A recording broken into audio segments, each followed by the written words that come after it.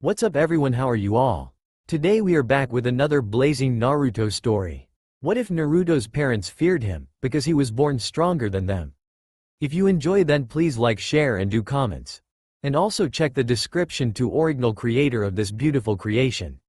It was late at night, and several ninja were abuzz with what had happened a few hours ago. The stealing, and just now retrieval of the forbidden scroll of seals. It was stolen because one Naruto Uzumaki had failed his genin exam, and had been tricked by Mizuki into stealing it, thinking it was a makeup exam to pass. Several hours had passed, giving Naruto enough time to actually learn a jutsu from the scroll. And not only that, he had managed to surprise and defeat the traitor Mizuki when he had revealed his plans, using the shadow clone jutsu. He also managed to graduate, thanks to his other teacher Iruka. Now someone would think that someone like Naruto would be absolutely ecstatic about not just passing his exam after the last few failures, but also learning a high-level jutsu and aiding in the capture of a traitor. You would be wrong. If one were to look at Naruto, they would not find him with his large smile and eyes bright with happiness. Oh no. Even though his face was down, making hard to see his face, if one were to look they would see a disturbing blank look on his face. The only way to tell what he was feeling was to look into his eyes, which had lost some of their brightness, to be replaced with a broken and haunted look. Why, you ask? Well, it was because he was a Jinchuriki, a literal human sacrifice. He had heard the term before from the villagers spoken in whispers, but he did not fully understand what it had meant, until today that is. Mizuki had revealed that little secret, kept so because of a law the Sandaime Hokage, Sarutobi Hiruzen had made preventing people from speaking of it, though it did little to actually stop them from doing so. But the secret of what him being a Jinchuriki meant that he was actually the living prison for a massive creature known as a Biju. And not just any Biju, the one that had attacked 15 years ago, the very day he was born, the nine-tailed fox, Kyuubi. And when Naruto heard this, everything finally made sense to him. When he was younger, there were times when the villagers would group up and would attack him, only to be stopped by ninja. Only now did he realize they were not protecting him from them, they were protecting the villagers from him. After all, they probably didn't want me to access the power of the demon by accident, and go on a rampage. Naruto thought bitterly. And the old ma no, the Sandaime didn't spend time me, some random orphan out of the goodness of his heart, oh no. He probably did it to keep a check on his precious Jinchuriki. He thought with a sneer. It made sense. The Hokage was a busy man. And what other reason would he have for spending time with someone like him when he had a village to run? It did not take him long to reach the lake within one of the training grounds in order to try and clear his head. He had asked Iruka if there was somewhere he could go to think. This of course worried Iruka, after everything that had happened, but Naruto said that there was nothing to worry about, putting on his mask of foolish happiness, which served to fool Iruka. Walking up the still water, he then looks at his reflection. He takes notice that he resembles a picture of a man he had seen in the Hokage's office hanging on the wall. He had the same eyes and hair, and briefly wonders if he was somehow perhaps related to him. But then his eyes narrow on his whisker marks. The very same marks, marking him as Kyuubi's Jinchuriki. He couldn't believe that the Hokage would not tell him something like this. Well, he supposed that his mask of idiocy and happiness would have dissuaded the Hokage from telling him, but damn it. You just don't hide something like this from someone. Wait, if the Hokage was lying to me about why the villagers didn't like me, what else was he lying to me about? Thought Naruto, the realization of the Hokage's betrayal stinging deeply. Damn it all. He yells out into the night, no longer able to hold in his emotions. Damn those worthless bastards. I'm not the fox. The hell can't they see that? I didn't ask for this. I never wanted this. Damn villagers too stupid to see me and not the fox. Damn bastard Hokage, pretending to be kind to me, when he just wants to make sure the village's weapon doesn't go berserk.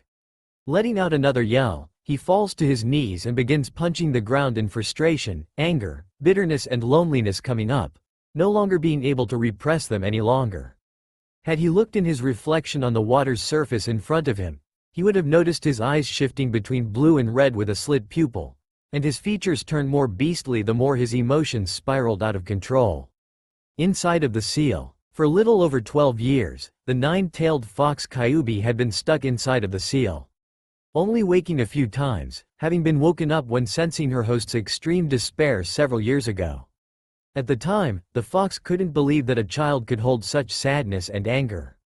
Though the Uzumaki were a rather emotional people, as they were ones that did put family above all else, unlike most of the shinobi world. Didn't these fools know how dangerous an Uzumaki was when they were angry? How else would her previous host, the boy's mother Kushina, have gained such a title as Red Death? You didn't get it for being nice, that's for damn sure. But for as much as she, the Kyuubi, hated and having her pride as the strongest Biju to be sealed, she could not fault Naruto. The boy did not ask to be her Jinchuriki. Unlike most, which would have jumped at the chance to have such power, he did not even want it. And she couldn't blame him. One time she had been watching through Naruto's eyes when he was at the library. Having snuck in as the librarian did not allow him entrance, she was surprised at what he was reading, and it made her blood boil. It was about Hashirama and his many deeds, but Naruto was at the part where he attempted peace with the other nations, by giving her brethren away like prizes at a fair. It was not something taught in the academy, as the entire subject related to Biju was something that Sarutobi had put a lid on, not wanting the next generation to know about it. This was stupid in her opinion, but she was honestly surprised at how Naruto reacted when he had read that part. He has called Hashirama a fool. Not only that, but he believed it was stupid to give away sentient creatures as peace offerings, when they were in turn going to be sealed away and used for war. Not only that, but he said that for all of Hashirama's kindness and compassion, that what he was doing was in reality cruel and inhumane, trapping them and giving them away to be used as tools of war. It sickened him. Kyuubi was surprised and touched that Naruto felt that way. Never before had a human sympathized with them. Hell, her previous Jinchuriki Mito and Kushina never even bothered to befriend her. They believed if that they themselves were filled with love, that they could counteract her hatred for humanity. And yet they never bothered to even try and fix the source of the problem, her hatred for humanity. They did nothing, but simply leave her in their seals and never communicating with her, treating her like some kind of animal and criminal. It wasn't her fault. It was humanity, and the desire for more power that lead to things being the way they are. And yet for a human to take her side, to see that it was in fact humans who were to blame for their destruction, which was caused only because they wanted to get away from humans and be free, made her incredibly happy. And so, knowing how Naruto felt about things, tried to help him as best she could. Naturally this was difficult, as her influence was small, but she did what she could. She tried to help his growth as best she could, even going so far as to make sure he didn't die from malnutrition due to his constant diet of ramen. Outside of that, there wasn't much she could do, as she could not affect his mind. If she could, she would have gotten him to eat better, even if it meant stealing. But now she was faced with a problem. With Mizuki telling Naruto his status of a Jinchuriki, it did not take long for his emotional facade of happiness to shatter like glass, and all his pent-up emotions to boil to the surface. It would not be long before her power would be brought up as well, and she feared what would happen to the boy in his current state. He would most likely go berserk, and the more hateful ninja would be more inclined to simply kill him, especially after he had been tricked into stealing the scroll. She had to think fast. Her options were limited, stuck inside of the seal as she was. With Naruto soon to draw on her power, and the humans more than likely would be out for blood, she had to do something, and fast. She needed to get someone, anyone to help Naruto, but who? There was no one in the village who would be able to, and Naruto was alone in the middle of a clearing with a large, clear lake in front. Wait, a clear lake? Yes, in front of Naruto was a crystal clear lake. And the only reason it was relevant, was because there was one being who could use any clear surface to peer into the human world. But could she really call upon the renegade ruler of the Distortion itself to help Naruto? After a moment, she sighed in defeat. There truly was no other way. While there were others she could call upon that would be more inclined to help Naruto, none would get here fast enough to do so. I'm sorry Naruto, but I'm going to have to take my chances, as this accursed village is more than likely to kill you when you tap into my power. At least with that renegade, you'll have a chance at survival. I'll have to act fast, said Kyuubi. And with that, she brought forth her power, and had it latch onto Naruto's spiraling emotions, making it easy to bypass the seal and have her power come out. Back with Naruto in the clearing. While Naruto remained ignorant of his tenant's plans, he continued to let his emotions run rampant. He soon stood up, a crimson aura now enveloping his body. He then threw his head back, and let out a beastly roar that could be heard all throughout the village. The crimson aura enveloping him soon turned into a fox-shaped shroud with a single tail. And while Naruto loosing himself to his rage, Kyuubi took the chance to control her yokai as best she could through the seal, and began writing her message on the water's surface. Normally this wouldn't be possible, but then again she was trying to communicate with a being in a whole different dimension, and she wasn't even human anyway, so she could bend the rules of reality a little bit. And as expected, it did not take long for the ninja to arrive. After all, it wasn't too long ago that they had been searching for Naruto and the Forbidden Scroll. And it was not surprising to see anger and fear in their eyes as they saw Naruto in a one-tailed make that two-tailed chakra cloak, as the second tail had just formed. Though this increased her ability to write her message, as those damn letters they used were so strange, not to mention having to write it backwards, made it easier. The ninja seemed ready to attack. Before the Hokage, Sarutobi Hiruzen himself had arrived in full battle gear, though upon seeing Naruto in a two-tailed state, the look on his face had a melancholy expression on his face. "Naruto," the old Hokage said. "How could this have happened? I thought that everything had been resolved when we learned Mizuki had tricked Naruto into stealing the scroll. So how did this happen? Does Iruka know anything?" I wanted to question him, but he had to be taken to the hospital immediately due to his injuries, and Mizuki. Could he have told Naruto about the fox? That has to be it. Mizuki must have told Naruto before trying to kill him. Damn it. Damn you to hell, you stupid bastard, Mizuki, thought a now angry Sarutobi at his revelation. Coming out of his thoughts, he looks on at Naruto covered in Kyuubi's chakra, his two chakra tails flailing behind him, not knowing of what the fox was really doing with them. But before Sarutobi could say anything, the lake behind Naruto glows and a giant black tentacle with a bright red spike on the end appears. Naruto, seeing their reactions, turns around only to see the tentacle wrap around him, lift him into the air, and then sink down into the clear lake and vanishing.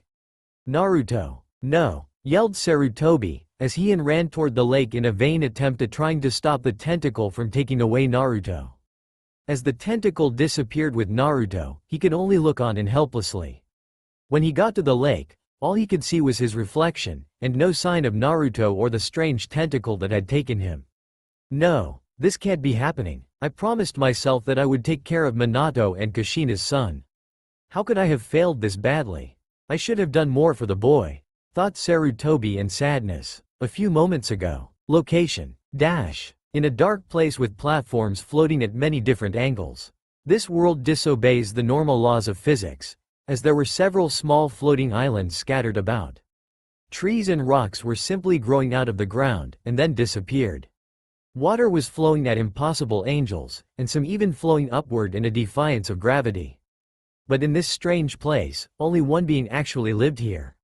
A creature with 6 black, ghostly streamers on its back that each has a bright red spike at the end. Its mouth is hidden by the head plates, which swing open sideways when the mouth is opening.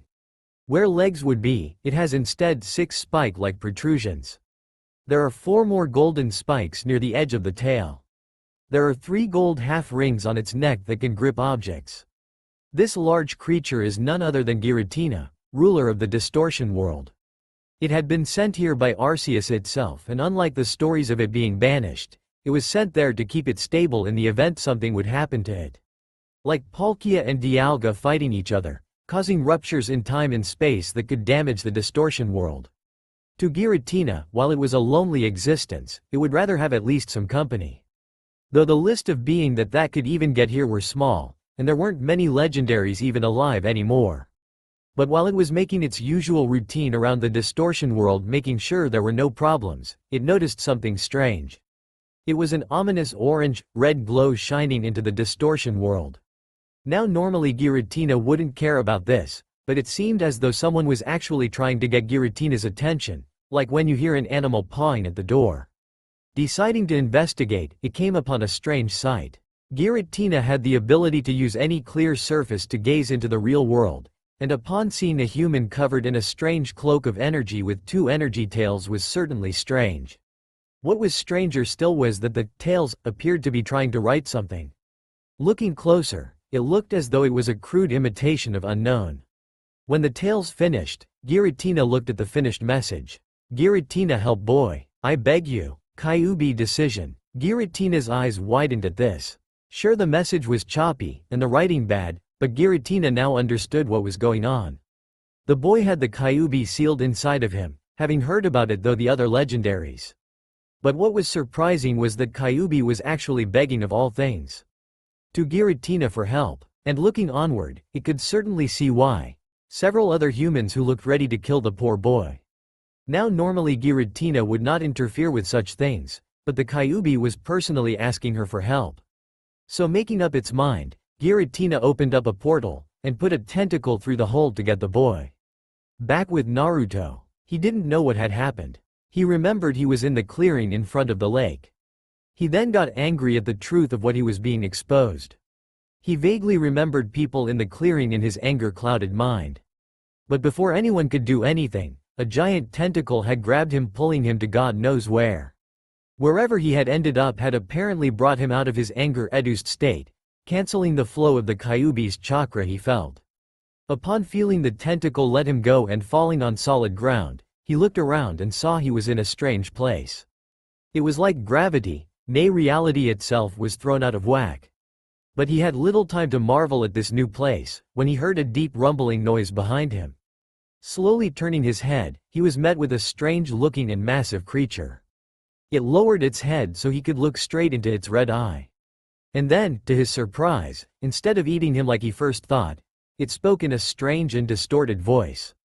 Now then, care to tell me what was going on exactly? And why the Kyuubi sealed inside of you called upon me to help you, said the creature. This floored Naruto. The Kyuubi actually called for help, and this creature answered. How did the fox do that? Where he and what was the hell was this thing? Slowly, he began to speak. Who, and what are you? He asked timidly. Giratina looked at him for a second. I suppose that's a fair question. I am Giratina, protector of this world, the Distortion, and one of the creation trio. Now, who are you?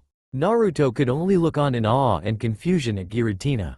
Awe, because he had never seen something even remotely like Giratina in all his life.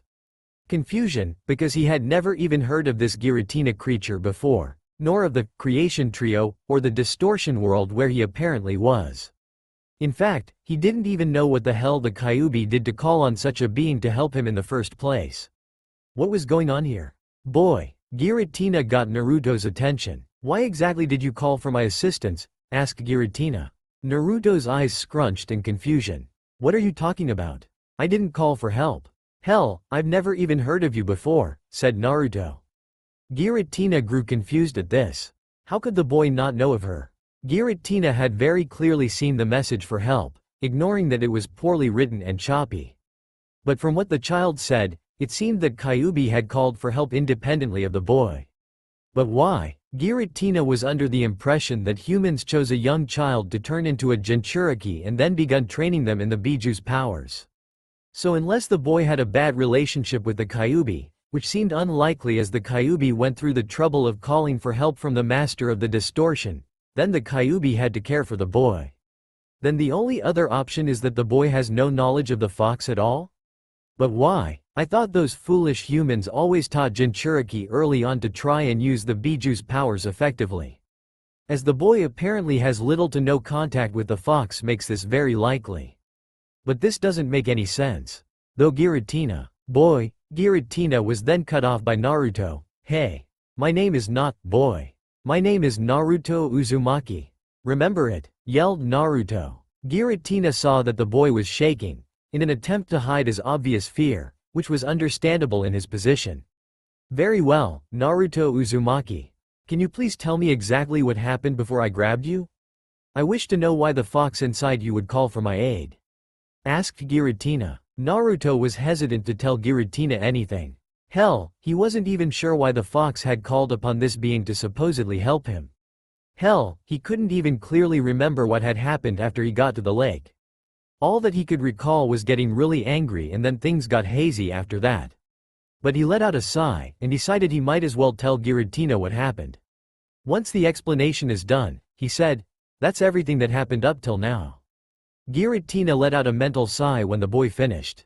The boy really had no idea he was the Jinchuriki till just before being brought to the Distortion. Though that begged the question, what to do now? Naruto had no knowledge of how to contact the Kyuubi, having only found out about it at all. So a different approach was needed to talk to the fox.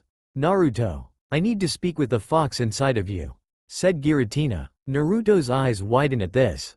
What? Why do you need to talk to the fox? And how would you even talk to him, or her? Whatever. When he finished, Giratina got in the boy's face. Naruto, I understand you have had no contact with the fox, but I need to talk to it in order to find out exactly why it had called upon me for aid. And since you have no way of doing it yourself, we're going to be using a more indirect method of communication. This will make things easier as I will be able to talk directly to it as well. Do I have your permission to use this method? Seeing the boy's unsure look, Giratina added, Don't worry, the process should not hurt. This seemed to ease the boy. Letting out a sigh, he nodded his head to Giratina's request. With that, Giratina turned around and after a bit of searching, grabbed what looked like an amorphous blob of metal. It somehow floated near the point of Giratina's upper right tentacle, and brought it close to Naruto. Naruto, here in the Distortion world the normal laws of reality that apply to your world, are warped here, like gravity. And motions to the chunks of floating rock everywhere. What I have here is a piece of the mirrors I use to look into the other world. With it, I can connect it to the seal holding Kyuubi so he can speak to the fox. Are you ready? Giratina asked. Naruto nodded at this, and lifted up his shirt enough to show his seal. Giratina positioned the liquid metal near Naruto's seal, and had a small string of it connect to the center of it. With that done, Giratina let out a roar at the metal, much like when opening a portal to the real world. The blob then began to change shape, and took the form of an elongated octagon, and looked like a polished mirror. Then, the part of it connected to Naruto turned red, and soon the entire edge of the metallic mirror was red. When it finished, the mirror began to swirl with different colors. The swirling slowed down, and soon the inside of the seal, the Kyuubi, began to come into focus. As the fox came into view, Naruto was clearly nervous.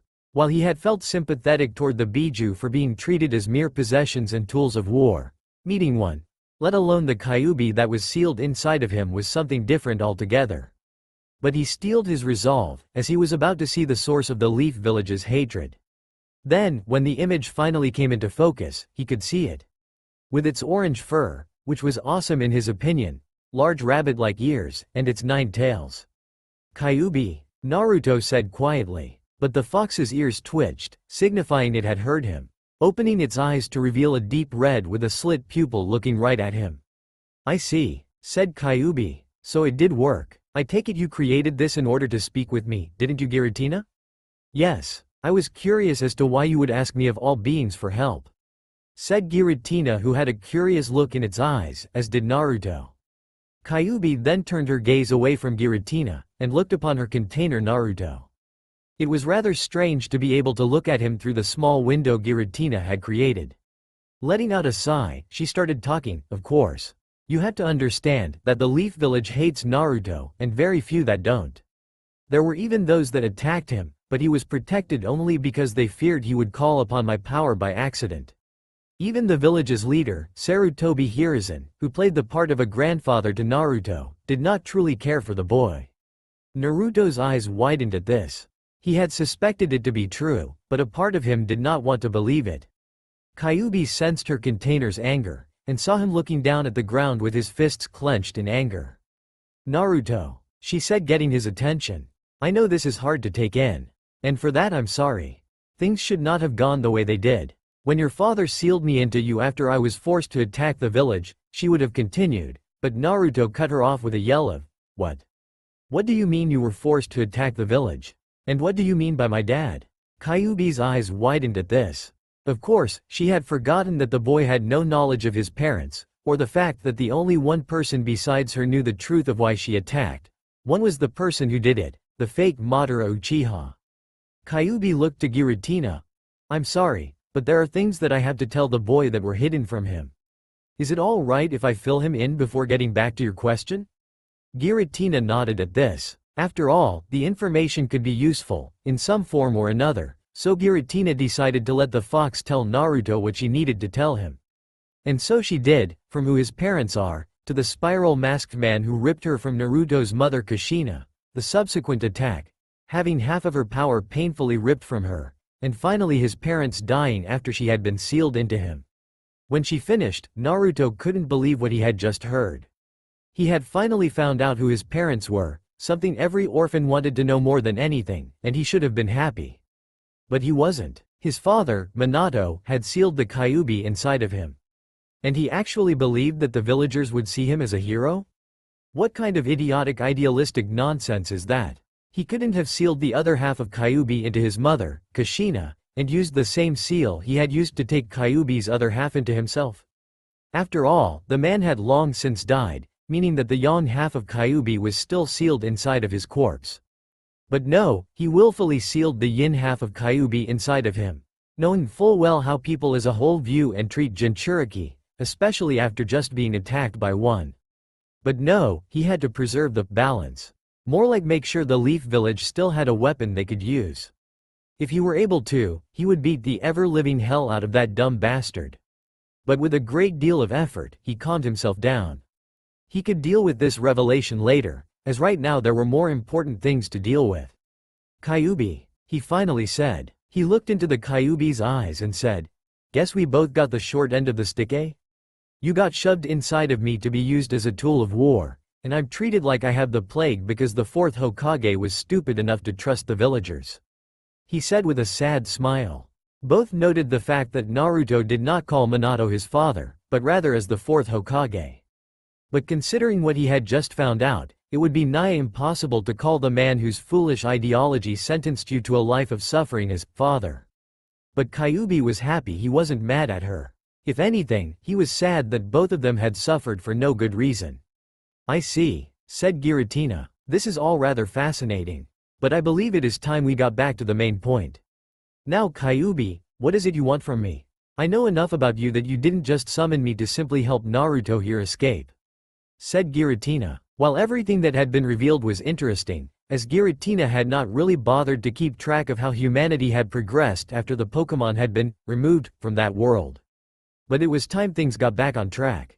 "Giratina, you're right. I did not call for your aid to simply save him from the villagers. I called you, in the hopes we would all be able to benefit from each other," said Kyuubi, gaining confused looks from Giratina and Naruto. "Naruto, as it stands, and I'm sorry to put it like this, the villagers will more than likely have you killed if you return.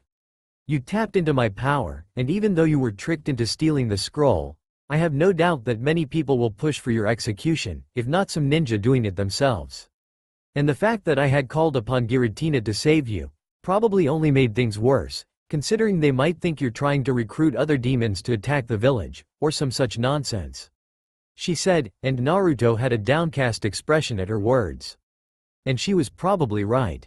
Even with the Hokage saying otherwise, he would most likely be executed, and even if he wasn't, who knows what they would do to him. "This is why I have a proposition for you, Giratina. As Naruto will be slated for death, his life as a human is basically over. So, could you give him a new life, as his current one is basically over?" said Kyuubi with a grim tone. She sincerely hoped Giratina would go for it. If not, then the legendary could quite possibly send them back, or even leave them trapped within some secluded part of the Distortion world forever. But at the mentioning of giving Naruto a new life, Giratina's eyes widened and then narrowed. "I see, so that's your game, is it? And what makes you think I would willingly do that? While I know that boy's plight is a serious one, I will not be easily swayed to do what you want," said Giratina in a serious tone. What the fox was asking for was rather serious, and not something that would normally be done. "Oh really? I thought that you would be more welcoming to the idea.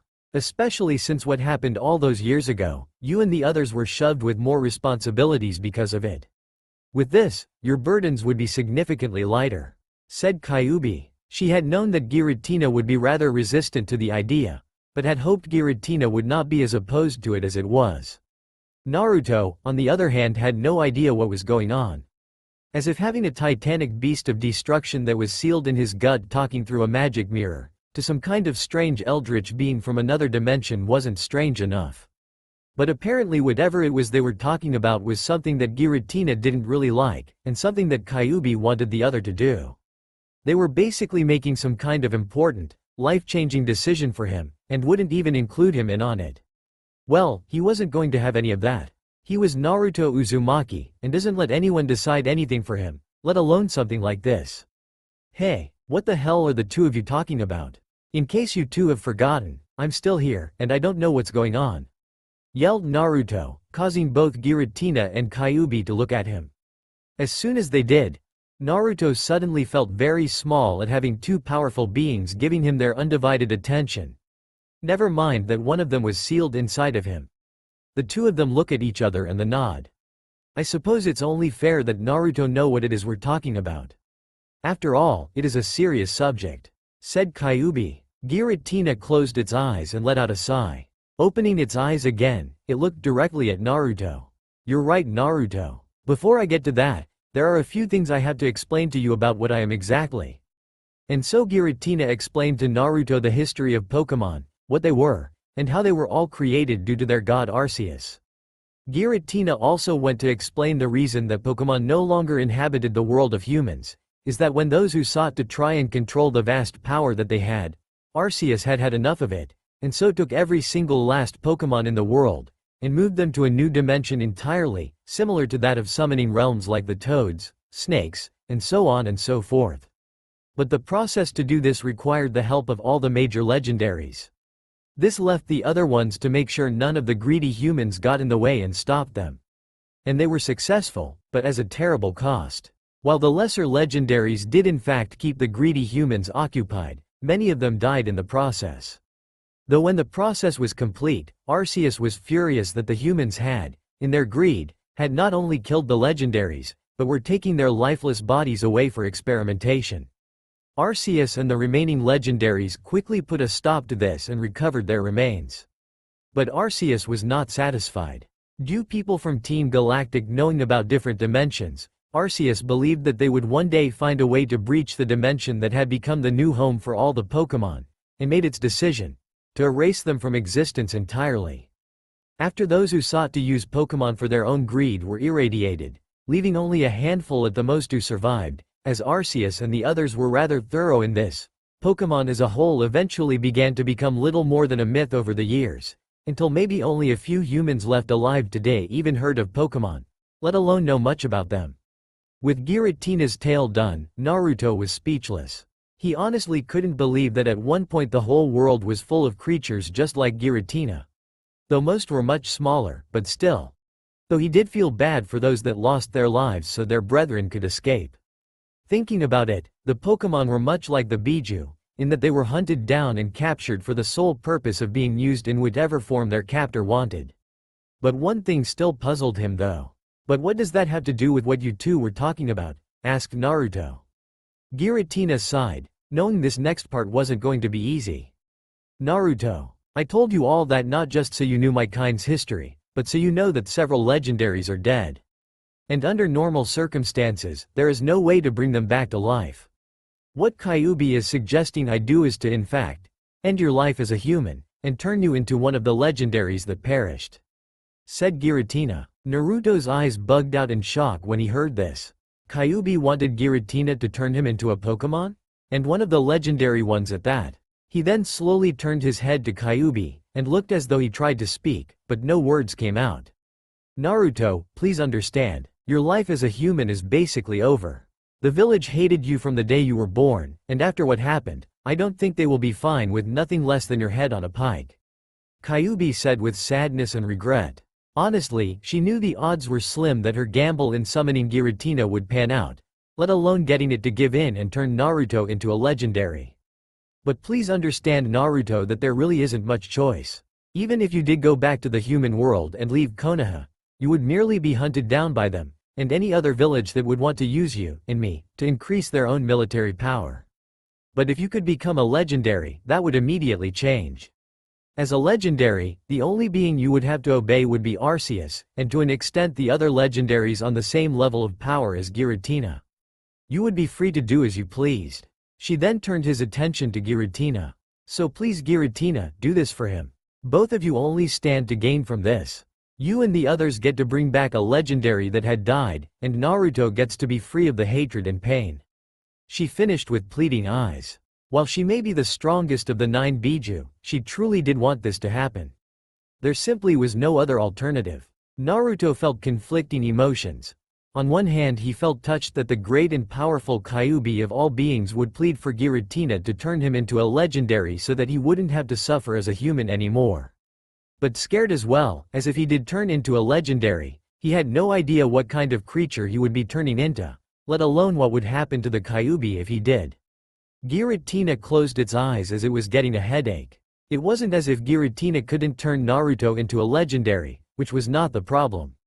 The problem was how Arceus would react to it. While it wouldn't really be desecrating their graves, as it would be more akin to a reincarnation, Giratina was not sure how Arceus would be happy that Giratina had been able to find a way to bring the legendaries back, or furious that she had turned a human into new legendary. However, something broke Giratina from its thoughts. A presence that hadn't been felt for a very long time.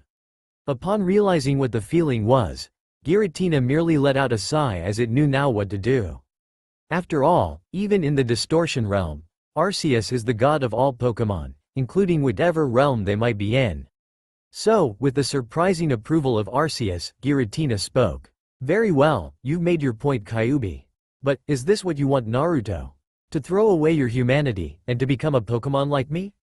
Not only that, but if you go through with it, I don't know which legendary you will become," said Giratina. While Giratina would normally be happy about something like this, as the number of legendaries that had died was quite a problem, though not as big a problem considering they didn't have to deal with any humans trying to capture them and abuse their power. But it was either become a legendary, or go back to his world and die, or be hunted like an animal. The illusion of choice was merely to give him some comfort that he could willingly choose his fate. But Naruto took a while to respond. After all, how could he? He was given a life-altering decision to make. But thinking on it, what reason did he have to say no? While he had never been physically abused in the Leaf, due to the ninja keeping him safe, he had never felt safe either. It was as if the ninja guarding him were only doing so because they were ordered to, and if they hadn't, they would have let the villagers beat him. But still, he suffered emotionally and mentally due to how the villagers treated him.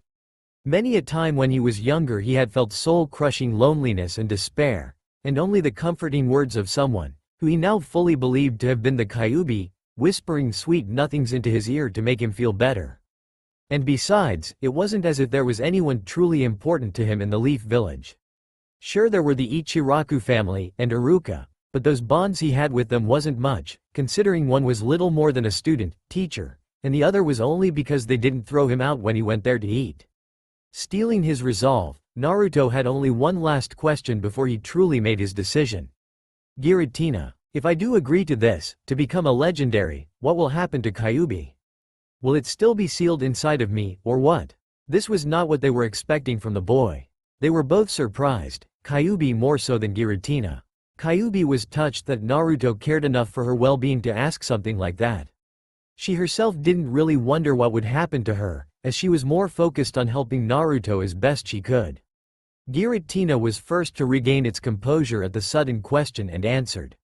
Worry not, Naruto. When the process begins, I will remove the Kyuubi from her seal so her presence will not interfere with the change. She will be perfectly fine. While thinking, it will also allow me to remove those other signatures from inside him as well. I don't know why he has 2 other souls inside of him, but we can figure that out after the transformation is complete. Though while Naruto was happy, he was surprised once more that Kyuubi was actually a woman. While he was not or anything, he just didn't know whether or not the fox was male or female. Though he supposed it was less creepy to have a female sealed inside of him than a dude. Naruto let out a sigh and looked at Giratina. All right then, I'm ready when you are. With that, Giratina moved all of its tentacles to Naruto, and stabbed them into the ground around him. Then, strange runes appeared around him and the spots where Giratina now began glowing, and they connected to each other in the form of a hexagon. With this done, Giratina then took the tentacles and positioned them around the seal on Naruto's stomach. Naruto and Giratina's eyes met, and he gave a firm nod. With that, the array glowed brightly, and soon engulfed Naruto. Giratina reacted quickly, connecting to the seal and began to pull on it. If she failed, there was no telling what could happen to the both of them. Pulling as hard as possible, It ripped out the Kyuubi, who landed with a loud crash, along with the other two souls that had been stuck in there, and quickly tucked those away to later discuss what they are. Kyuubi, even though disoriented, turned around as best she could to look at the now large glowing orb that Naruto was inside. She could only look on in anticipation as to what Naruto would become when he exited the sphere. Though there was apprehension. After all, while Naruto did not hate her for what had happened, she didn't know how to even try to start a real relationship with him. Giratina was also nervous. After all, this had never happened before, and had no idea how long it would take, or even what would come out when it was all done. Though Giratina hoped that out of all the possible legendaries he could become, Giratina sincerely hoped that he did not become that legendary. As even though that one had fought alongside the others during that battle, it only did so because it reveled in destruction, and it was only able to die because there was no life force anywhere near for it to steal to revive itself. But looking upon the orb, Giratina could not shake the feeling of dread that soon came. And to make things worse, the orb changed from white to a dark red with black marking. Then cracks began to appear. It did not take long for them to appear all over the orb, and when it finally reached the top, it completely shattered, letting out a burst of dark red energy that felt of death. After the energy dissipated, Kyuubi and Giratina looked upon Naruto's new form. One with joy at the feeling of the dangerous aura it was giving off, and the other with trepidation at seeing the one legendary it did not want to see. It revealed a large avian-like Pokemon. Its body is dark in coloration and is adorned with grayish patterns along the underside. Its wings and tails have 3 points extending along the edges, close to where they meet the body. There are 5 large claws on each appendage, 3 of which curve inwards. Yveltal's underside is bright red, with branching, black markings. Similar markings are present on its head and neck. It has a pointed, beak-like snout. Black horns extend from above its blue eyes, with a sharply curved portion pointing forward and thinner prongs facing the rear. A feathery gray ruff encircles its neck and billows out over its back. It also has small, bird-like legs with powerful talons. Like the rest of the underside, the legs are red with black adornments, and the talons are gray. Each foot has 2 toes facing forward and 1 pointing backwards. It then is fully extended, resembling the letter Y. Out of all the possible legendaries he could have become, he had to turn into Yveltal, the legendary of destruction. Said Giratina with worry in its voice. Though Kyuubi was of an entirely different opinion. That aura, it's incredible. I can practically feel this thing's desire for destruction. I have no idea what Naruto is exactly, but his new power and aura are so alluring. Though Kyuubi with a dreamy grin on her face. When Naruto had emerged from the cocoon, he could hardly believe it. He could feel the power of his new body, and it felt incredible. Looking over at Kyuubi, he noticed that she was looking at him with a look he wasn't used to. If he had to guess, it was enjoyment. He guessed she could also feel his power as well, and seemed to like it. A little too much, if the look was anything to go by. But looking at Giratina, he could immediately tell it was not happy. It was like Giratina was displeased by what he had turned into. But he didn't understand why. It had worked, didn't it? He had become a legendary, and Kyuubi was free. Giratina should be happy. Yet why did Giratina have such an uneasy look upon its face? He was about to ask what was wrong, when he felt the wind of the distortion whirled upon his skin. Looking down at himself, he finally saw his new form, and he was shocked. He knew that from Giratina's descriptions of Pokemon, that after he became a legendary he would not have a human form, but he didn't think it would be this drastic. Hell, he was well over 10 feet tall. Looking at himself, his chest was mainly red with strange black lines going over it. For legs, they looked like those of birds.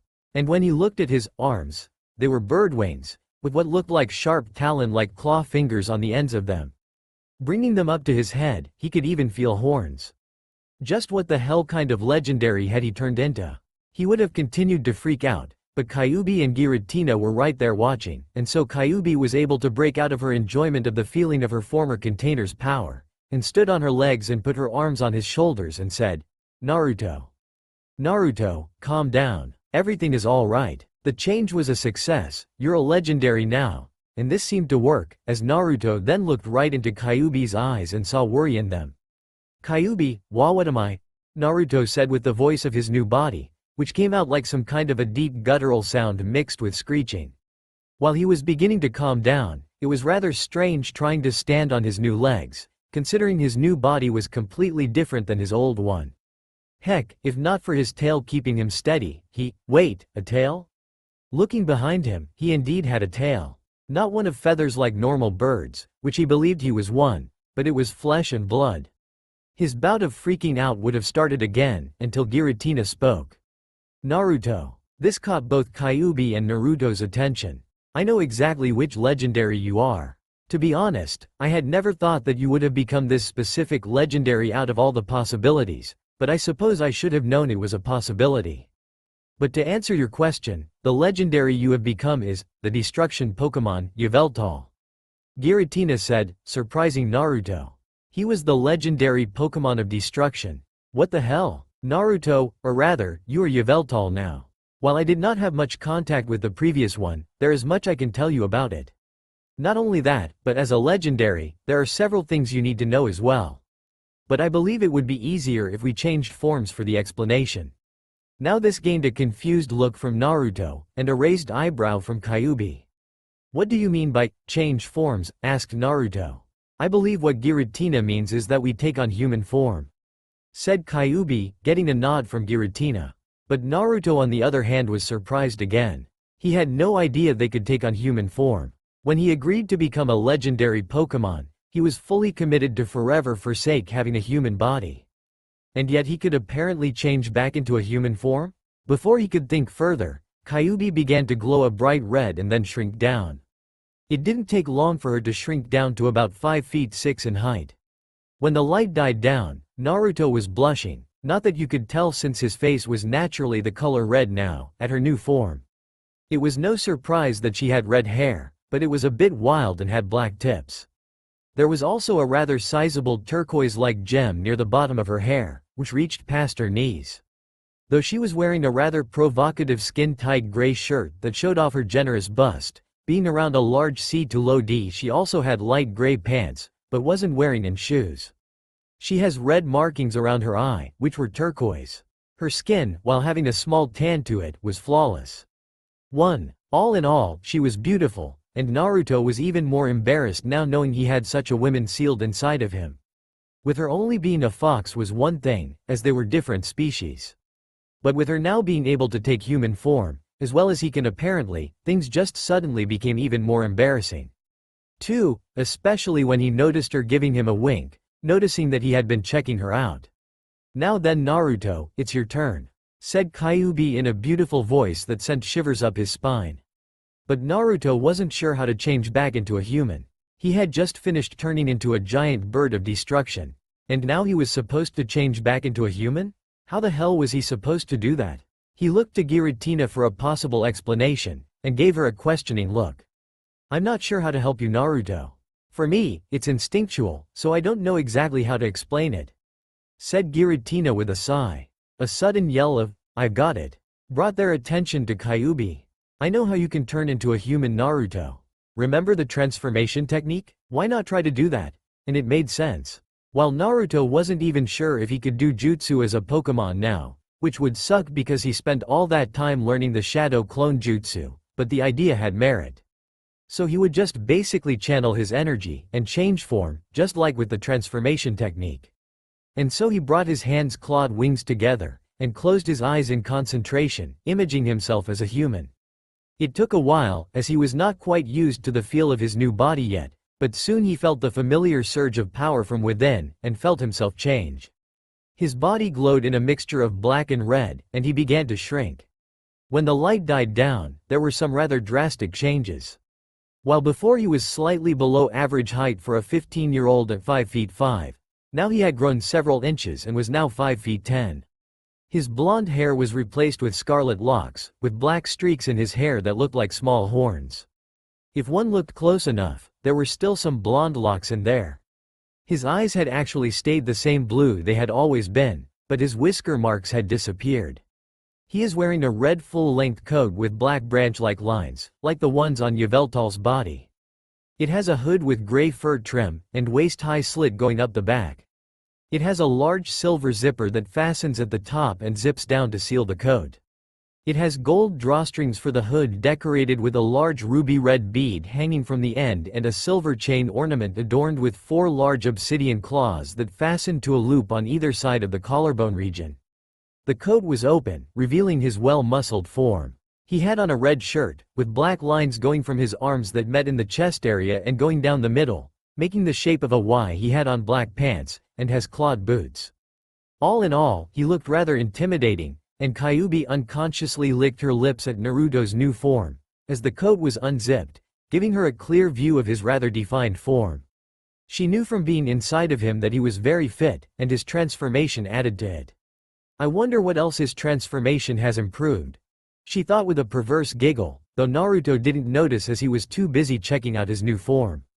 When the light died down, Giratina's human form was revealed, and both Kyuubi and Naruto was surprised to find out Giratina was in fact a woman as well. She stood at an astounding 6 feet 2, which was insanely tall for a woman, and had pale skin. She had a red and black striped design going down the middle of a silvery gray corset dress with black finger-like tails with red claws in the back. Knee-length boots with red and black stripe going down from top to bottom at the center. Black wings with red claws protruding from the back. Silvery colored hair reaching close to the feet from the back, and same would go with the bang up front. A golden crown of sorts with golden accessories wrapping around various places on the arms, legs, neck and ears. Free. But before either Kyuubi or Giratina could say anything, Naruto passed out. They quickly rushed to his side to figure out what was wrong, but to their surprise he was sleeping soundly. Kyuubi let out a sigh at this. I guess I shouldn't be surprised. Not long ago he had been tricked by Mizuki into stealing the Forbidden Scroll, learning the Shadow Clone Jutsu, tapping into my power to contact you, and being from an entirely different dimension to save him. Then he found out who his parents were, and got turned into a giant bird of doom and destruction, me being released from his gut, finding out I was a beautiful woman, and then you took on a human form as well, which turned out to be female like me. Taking all this into consideration, and it was little surprise he had passed out after so many things happening in such a short succession. Giratina let out a sigh at this. While she could agree that Naruto had been through quite a lot in a short amount of time, and honestly she was quite surprised that he hadn't passed out sooner, as the change into Yveltal, and then immediately using his powers to change into human form would have put a strain on him, and was impressed when he didn't. Sighing, she said, "Let's get him to bed." Kyuubi looked at her strangely at this. "You have a bed here?" she asked incredulously. And it was a legitimate question. After all, why would something like that be in the Distortion world? Giratina gave her a blank look. "I have need of sleep as well, just like any other creature. And since you're so enamored with the boy, you get the pleasure of carrying him," she said, and walked off. Sighing, Kyuubi went back to Naruto and lifted him up. While his changes made him heavier, she was still a Biju, and even his new weight was nothing to her. Though she rather enjoyed the piggyback when he brought his arms around her in a hug, and snuggled into the nape of her neck. Not to mention she could feel his muscles, as even though they were not fully developed as he still had some growing to do, were still nice and firm. As well as his butt, which she managed to cope a feel of while carrying him to Giratina's home in the Distortion. And going by the feeling of what was poking her in her back, Naruto had been improved quite a bit. And she was going to have so much fun teasing the boy about it too. Back in Konoha, though while things had begun looking up for Naruto, things were not for the old Hokage, Sarutobi. The night had only gone from bad to worse. He was working late at night, dealing with paperwork, when Naruto came in and knocked him out with his jutsu, and ran off with the Forbidden Scroll. When he came to, he had sent his ninja with the explicit order to not harm Naruto, or they would be severely punished. When they did, they found a wounded Iruka, and Mizuki who had been beaten to a bloody pulp. They had managed to recover the scroll. Mizuki had been taken to be interrogated after he recovered enough, and Iruka was taken to the hospital as well before he would be questioned, something he now regretted not having done immediately. He truly wished he did, so he would have known Mizuki had shot his mouth off and told Naruto the truth of what he was, a Jinchuriki. To make matters worse, Naruto had actually tapped into the fox's chakra, no doubt because of what Mizuki had told him, and things simply spiraling out of control from there. He had gotten to the location as fast as his old legs could get him, and just in time too, as it seemed as the ninja were getting ready to attack him, and make things infinitely worse. But still, he felt his heart break at seeing Naruto like that. It seems so wrong to see someone like him, a bright and cheery lad, even if somewhat forced, he noticed, to be cloaked in such vile and evil-feeling chakra. Truly, if he could have, he would have given his life instead of Minato and Kushina so they could have been there for their son, as in his old age, there was only so much he could do to keep the boy safe from harm. It was all he could do just to keep the boy from being lynched. Hell, he even got Minato and Kushina's old friends who were now clan heads to help the boy when they could, making sure to guilt-trip them so that they would. In fact, he didn't care what he had to do to get them to agree, but he was rather glad that it didn't take much to get them to. But still, people were still tense when they found out Naruto had stolen the scroll, and it had only gotten worse when he had used the Kyuubi's chakra not long after that had been resolved. But still, one thing truly bothered him. That thing that grabbed Naruto now held his utmost attention. What was it? Where did it come from? Where did it go when it took Naruto into that portal?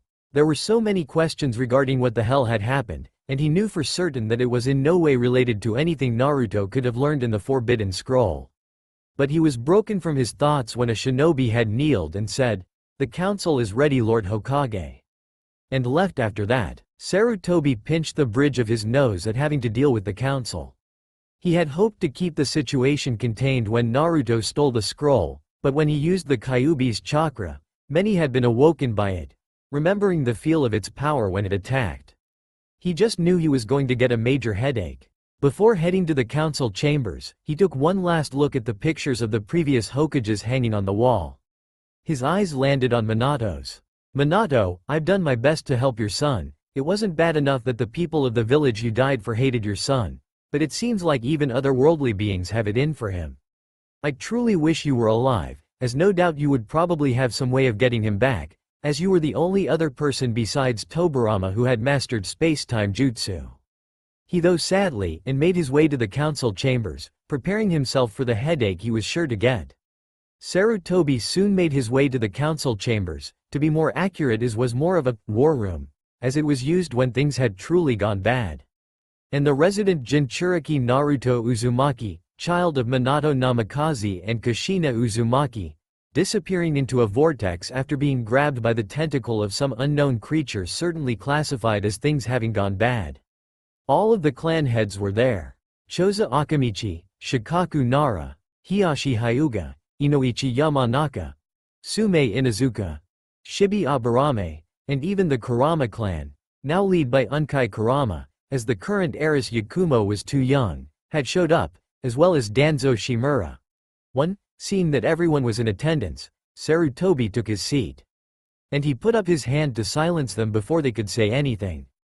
The final member was Makoto Uchiha, who along with several others survived Itachi's slaughter of the clan.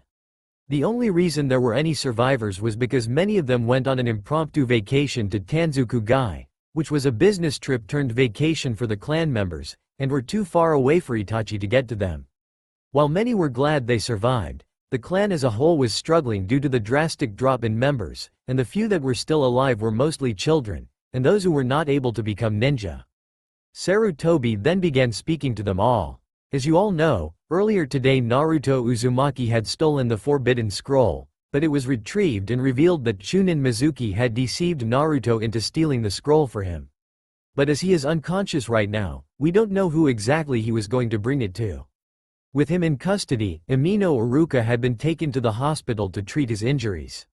While knowing the Forbidden Scroll was safe again was good to know, that was not what they were here for.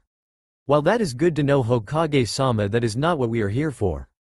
Can you please explain to me why Naruto Uzumaki tapped into the Kyuubi's chakra not long after the scroll had been recovered? Asked Danzo. While he was greatly surprised and somewhat impressed that Naruto had been able to sneak into the tower and steal the scroll, which at the same time angered him that their security had been so lax that someone could sneak in and steal it at all. Sarutobi let out a sigh at this. During the confrontation between Naruto, Mizuki and Iruka, it appears that Mizuki told Naruto the truth, that he is in fact, the Jinchuriki of Kyuubi. This got a collective gasp out of many of the clan heads. But Sume was the first to react. If Mizuki really did spill the beans and tell Naruto the truth, Then why the hell didn't you run damage control? I mean, Iruka was there as well, so he should have been able to tell you what happened, said an angry Sume. Though while Sarutobi didn't like her blatant disrespect of him being Hokage by talking to him like that, he couldn't fault her for it. After all, even with his injuries, Iruka would have been able to give a statement on what had happened. But all that he had managed to say before being taken to the hospital was the Mizuki was the traitor and Naruto was innocent. I didn't know, because the Anbu who found Iruka only got enough out of him to know that Naruto was innocent in this ordeal, and then he was taken to the hospital, said Sarutobi, and silently cursed the fact that his Anbu did not get the whole story from Iruka before getting him to the hospital, or at least sending someone with him to get the complete rundown of what happened. But something was bothering Shikaku. While everything made sense to him, one thing did not. But what exactly happened to Naruto? We all felt him using the Kyuubi's chakra, but then it suddenly disappeared without a trace. And I know that we do not have anyone in the village capable of restraining that chakra, as Tenzo is out of the village on a mission last I heard. And there have been no reports of someone peeping on the bathhouses, which means Jiraiya is not here either. And he had a point.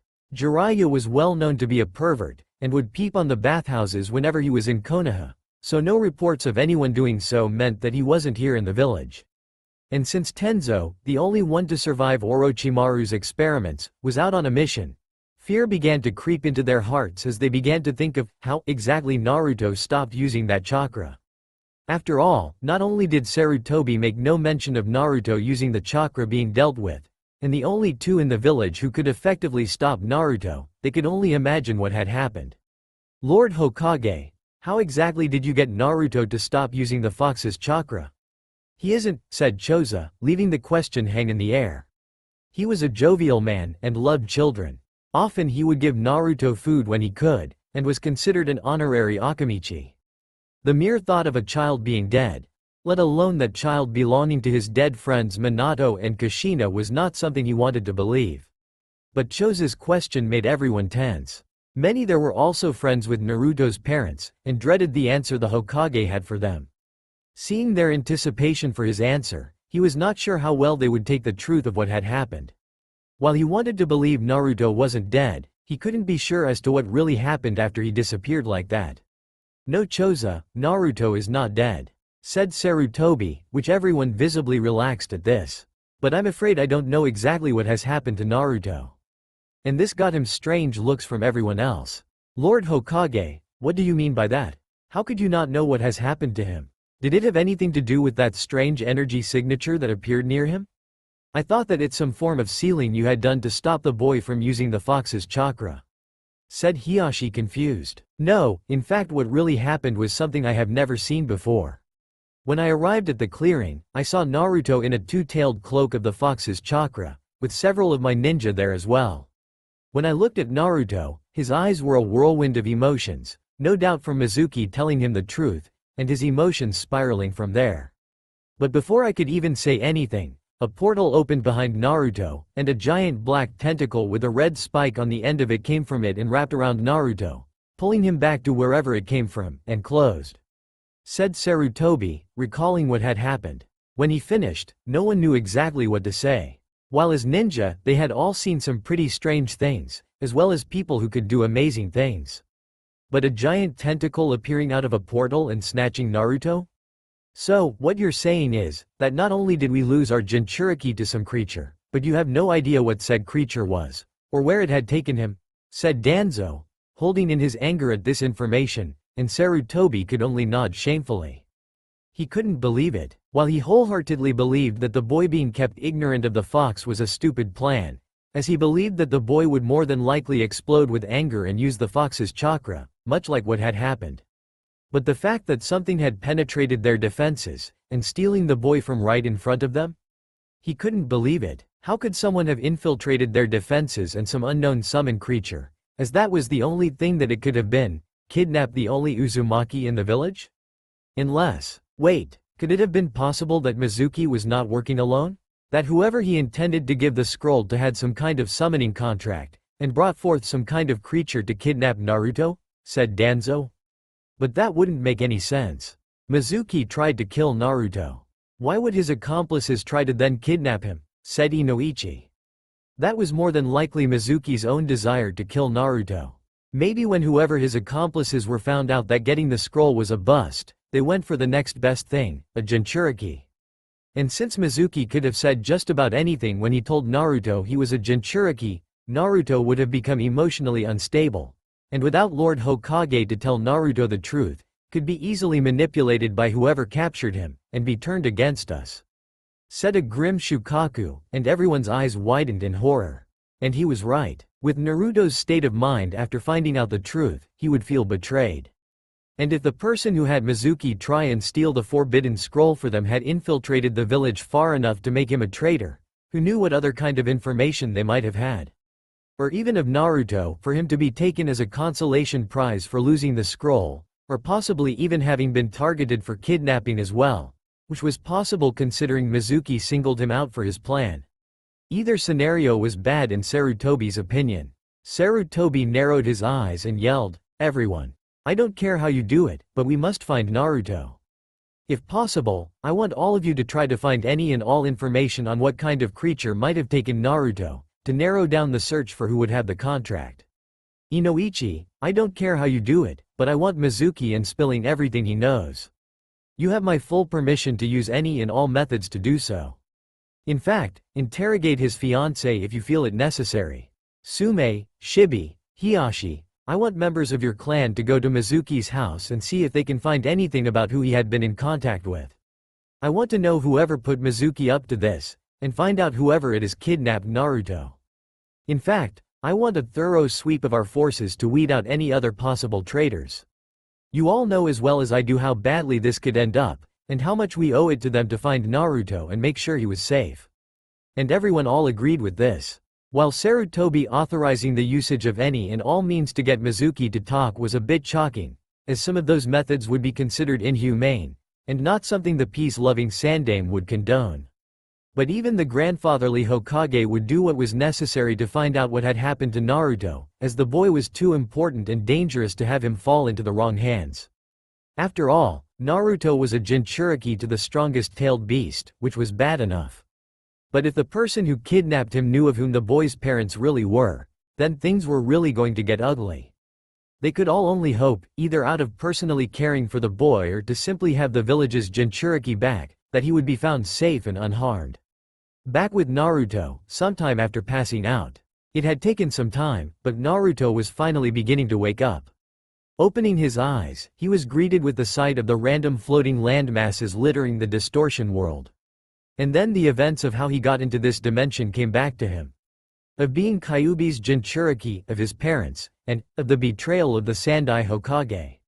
While he could understand that the knowledge of his father, the fourth Hokage Minato, would be something to be kept secret, it was another thing to keep the knowledge of his mother, let alone Kyuubi, a secret from him as well. You don't not tell someone that they have used to have a giant demon sealed inside of them. In fact, he shouldn't have had to have a traitor tell him before trying to murder him. Or of his mother. In fact, one would think that Konoha would be happy to know they still had an Uzumaki alive in their village, as the Uzumaki clan had been a long-standing ally to Konoha before its destruction and its people scattered. Or rather, they would, if not for the fact that the Uzumaki clan and Uzushio itself was more or less stricken from the history books, and no one of his generation even knowing of it. The only reason he knew of it was because when reading about Hashirama's exploits, it said that he had married Mito Uzumaki, and told of their clan. But even with the fact all that had been hidden from him, he wasn't sure if he really cared anymore. After all, he wasn't even human, and as a legendary, did he really have to go back there? Out of all the people in the entirety of the Leaf Village, only a few people were even remotely kind to him, but whatever bond he had with them was not enough to really make him stay when he thought about it. Though he did feel that he at least wanted to claim everything that rightfully belonged to him, whatever his parents might have left him, but besides that, he wasn't sure what to do. Heck, he wasn't even sure what duties he was supposed to perform now that he was a legendary. He soon got a headache from overthinking his new situation, and proceeded to shut his eyes and snuggle into his soft pillow, which he idly noticed smelled nice. Wait, pillows didn't smell nice, and they felt rather different from normal pillows. Bringing his hand up, he touched the pillow, but to his surprise he got a moan in return. But he froze when he heard, "My, aren't you rather daring?" and even after only hearing it for a bit, he turned his head, and was looking straight into the golden eyes of Kyubi. He then quickly looked down to see where his hand and where his head was resting before that he had in fact groped her chest. Blushing profusely, he quickly jumped away from her. He tried to stammer out an apology, but she got up and made her way over to him with a sway in her hips, and she brought her hand up in a shushing manner. "You know, Naruto, if you wanted to touch them, you could have simply asked," she said in an amused tone, making Naruto as red as his new hair color. Naruto's embarrassment would have continued, had Giratina not cleared her throat, getting their attention. "If you two are done, we have some important things to discuss now," said Giratina. Naruto let out a sigh of relief of being saved from further embarrassment, while Kyubi let out a cute pout at her fun being ruined. Giratina then continued speaking, "But before we get into the things you'll need to know as a Pokemon, we have to deal with these," she says as she brings up two orbs, one red and the other yellow. Kyubi looked at them intently, while Naruto was confused. "What are those?" asked Naruto. "I don't know. These were attached to the seal that bound Kyubi to you. I removed them as well, and set them aside to be dealt with when your transformation was done.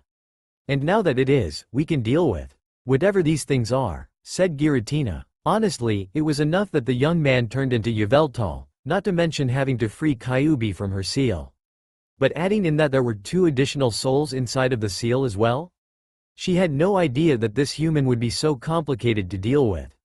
"I believe I know what, or rather who they are," said Kyubi as she examined the orbs. "What do you mean, who? Are you telling me those are people? I actually had people sealed inside of me, along with you?" asked a shocked Naruto. Wasn't having the Kyubi sealed inside of him enough? He had to have people somehow stuck in there as well? Not exactly. You see, these are actually the souls of two people who are already dead. And as Giratina found them attached to the seal, I believe they were put in as security measures in case something happened to the seal. But as for whom they are, Kyubi trailed off, not really sure how to tell Naruto who they were. "Well, who are they, Q?" asked Naruto, and Kyubi gave him a solemn look. "Naruto, these orbs are the souls of your parents, Minato and Kushina," said Kyubi. Naruto was stunned into silence at this. His dead parents had sealed their souls inside of his seal? To keep him safe, should the seal malfunction? While Naruto was mad at his father for his blatant stupidity at trusting the villagers to see him as a hero, he couldn't help but feel happy that even in death, they were trying to watch out for him the best they could. "Naruto, as I have removed their souls from the seal, I noticed that they have only a bit of energy to them. Presumably only enough to do whatever it was they intended to do for you, and then disappear. But if you wish, I could supply them with energy from the Distortion realm so that you could talk with them. Not indefinitely, but it would still be a few hours at the most I can give." "So, do you want to meet your parents?" asked Giratina. Normally she wouldn't really care one way or the other, but with Naruto being Yveltal, she hoped that meeting his parents would get him to steer away from Yveltal's more destructive tendencies, and allow him to have greater control of his powers than the original Yveltal did. For what seemed like hours, Naruto did not answer. So many thoughts ran through his head. Was he ready? What would he do when he got to meet them? What would they do when they find out how the village had treated him? More so now that he wasn't even human anymore? These thoughts and more raced through his head, until he felt a slender hand holding his. Looking down, he saw that Kyubi had taken his hand in hers, and was giving him a supporting look. Looking back at Giratina, Naruto said in a firm voice, "Yes, I'm ready." Naruto was extremely nervous, despite what he said. Like any orphan child, he always wondered about his parents. Who they were, what they were like, whether or not they had loved him, if they had simply abandoned him or not. And yet, despite wanting to know all these things and the chance to finally meet them, and ask them personally, he wasn't sure that he wanted to. After all, he was afraid of what their answers would be. They had willingly sacrificed him to be Kyubi's Jinchuriki, his father ignorant as to how the village would react to him. There was also the fact that he hated the village, which they died protecting along with him. Or how that he was no longer human, having willingly given up his humanity to become a legendary Pokemon. Would they hate him, that he hated the place they called home, that he was no longer human, that he was on friendly terms with the Kyubi, who had attacked even though it was forced Konoha?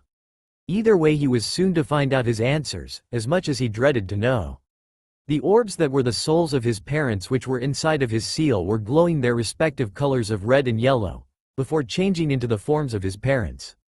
Naruto felt his heart clench as he looked upon them. The male, his father, he reminded himself, stands fairly tall at 5 feet 10, with fair skin and bright, blue eyes and spiky, blonde hair similar to Naruto. He also has jaw-length bangs framing either side of his face. His attire consists of a standard Konoha ninja uniform with 2 bands each on both of his sleeves, a flak jacket, forehead protector, and sandals. He also wears a short-sleeved long white haori over his attire, decorated by flames-like motifs on the edges, with the kanji for 4th Hokage written vertically down the back, and closed on the front by a thin, orange rope. Well, at least he knew where his former looks came from before his change. His mother was a rather beautiful woman.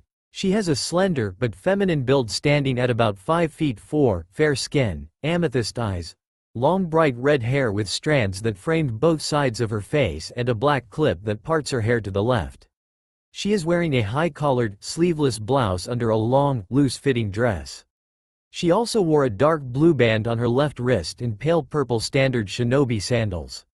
Though upon their arrival, they both had confused looks on their faces. "Minato, where are we? I thought your seal was supposed to allow us to talk to our son when he needed us, but I don't see him or the Kyuubi," said Kushina. In fact, she didn't even think this was the seal. Hers certainly didn't look anything like this strange place. "I don't know, Kushina. In fact, I don't think we're even inside of the seal at all," said Minato, also confused. Just what was going on here? He had made the seal perfectly. His and Kushina's souls should have been awakened exactly when Naruto needed them. "Indeed, you are correct, Minato Namikaze. You and your wife are not in the seal anymore. You are in fact in the Distortion realm, and I, Giratina, its ruler," said Giratina, drawing their attention to her. "But how are we here? And what is this Distortion realm? I've never heard of it before," said Minato. Now he was really confused and worried. If he wasn't inside of his son's seal, then what had happened to him? And how did this strange woman factor into all this? But Kushina was not exactly worried about where they were or how they got there. "I don't care about that. What I do care about is where my son is. My chakra was only supposed to appear before him in the seal when he was going to try and master Kyuubi's power. And since I'm not seeing a giant fox, or a young man with blonde hair and blue eyes, which means you did something. So where the hell is my son, damn it?" shouted Kushina, her hair floating behind her dangerously. At her proclamation, Naruto felt a twinge of joy. While his father's reaction was not what he expected, more of an inquisitive kind, wanting to know where he was and what the Distortion realm was. But his mother's were touching. She did not care about the fact she was in another world, only about what had happened to her son and if he was okay, even though she was technically already dead. "Do not worry, Kushina Uzumaki, your son is safe and alive. But to answer your question, Minato, the Distortion realm is a mirror dimension, the opposite to the world where you humans live," said Giratina, shock on their faces. They were in another dimension altogether? Well, that would certainly explain why I've never heard of this place before, thought Minato. "But you still haven't told us how we got here, or what happened to our son. So what exactly did you do to the seal to bring us out of it?" he said. "I did nothing that your son did not want done, as the changes done to him were of his own choosing, though during the process I had removed your souls of my own volition, so that your presence would not interfere," said Giratina. At this their eyes narrowed, and they got into a battle stance, surprising the others. "What the hell do you mean by changes? The hell did you do to my son?" asked an angry Kushina. She would not stand for this oddly dressed woman having done anything to her son. She didn't care if she was already dead, she would still fight this Giratina woman if she did anything. Giratina merely blinked in confusion. "Ah, it seems as though I've misspoken. I forgot that you don't know what happened. Perhaps you would like to talk to your son directly? Naruto? Well, where is he then?" said a frantic Kushina. "Look behind you," said Giratina, and so they did, and saw Kyuubi and an uncomfortable-looking Naruto. Both Kushina and Minato had strange looks on their faces as they looked at the new Naruto. Kyuubi, sensing the tension, gave Naruto's hand a reassuring squeeze before saying, "Good luck, Naruto," before stepping off to the side. When she said this, they were both broken from their trance, and while Minato looked at Naruto with disbelieving eyes, Kushina's were unreadable. While Minato stood rooted in place, Kushina walked slowly forward. When she stopped in front of Naruto, she looked up into his eyes. She brought her hands up to his face, and placed them on his cheeks. "You know," she started, "when my son was born, he had the same hair and eyes as his father, but he had my face. When I got to looked at him I thought, this is my son. And now that I look at you, despite how different how you look from me or Minato, I already know that you are my son, aren't you, Naruto?" she said as she looked into Naruto's eyes, which were starting to tear up. She was soon engulfed in a hug by the taller Naruto and silently crying, silently whispering mom as he did so. Kushina smiled, and hugged her son back, neither of them saying anything. For both of them, it was something they had always wanted to do. While Kushina would have wanted to be there for her son as he grew up, at least knowing that even after she was dead, he was alive and healthy was good enough for her. While she wondered why he no longer had blonde hair like Minato, or his eyes were now a different shade of blue, amongst other changes to him, she was just glad to have her son in her arms again after so long. Naruto was of similar mind. Never had he imagined he would even learn who his parents were. But to actually meet them? To be held by his own mother, and hug her back? It was so surreal. It was like a dream come true. He couldn't help but let his tears flow freely, as years of pent-up emotion let itself out. But while this happened, Minato was at a loss for what to do. While he was happy to see his son, and him get along with Kushina, he was worried as to how his son got to an alternate dimension, or how such drastic changes to how he should have looked, given how he and Kushina looked. He could only guess that nothing good caused it. After all, one does not find themselves in a completely different dimension by accident. Even he couldn't do something like that with his Hiraiishin. So how had his son managed to cross dimensions then? And who was that other red-headed woman who was standing next to him? There was so much he didn't know and didn't understand about what was going on. Though it seemed as though from what that Giratina woman had said, his son knew exactly what was going on, and hoped that he could explain what was going on. He was broken from his thoughts, when the woman who was standing next to his son was nudging him in the side. "Hey you, why aren't you over there with them? After all, that is your family," said Kyuubi. But when Minato looked at them, he wasn't sure he wanted to interrupt their moment. After all, Kushina was much more attached to their son than he was. After all, she did carry him for 10 whole months. And it felt like he would be intruding if he were to walk over there and join them, but more than that, he was nervous to meet his son. After all, he had forcibly subjected his son into becoming a Jinchuriki, and he was pretty sure his son wouldn't be happy about that. Would his son forgive him for forcing such a burden on him? Would he be angry at him for it? For a man who was hailed as a once-in-a-generation genius, he truly did not know what to expect from his estranged son. But another nudge from the strange reed-headed woman, and the look in her eyes was telling him to get it over with. Looking at his wife and son, he couldn't help but chuckle at the irony. Here he was afraid of what his son thought of him, and yet he had stared down hundreds of ninja during the war and killed them. But he steeled his nerve and made his way over to them.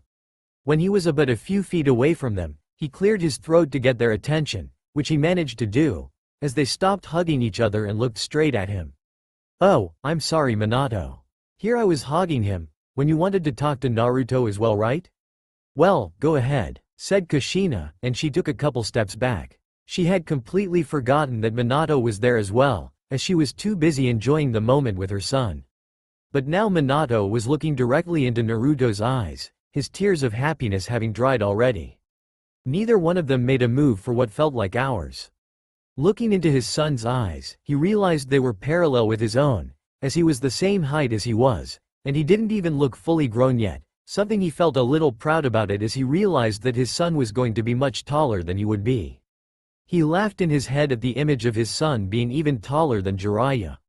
Stupid perverted teacher bragging about how he was freakishly taller than him. 1. But shaking his head of those thoughts, he tried to figure out what to say exactly. "Naruto, was as far as he got, when Naruto decked him right in the face, sending him flying into a wall several meters away." The reactions were varied at this. Giratina only raised an eyebrow, Kyuubi was laughing, and Kushina looked mortified. She went to look at Naruto and ask why he did that, until she saw his eyes.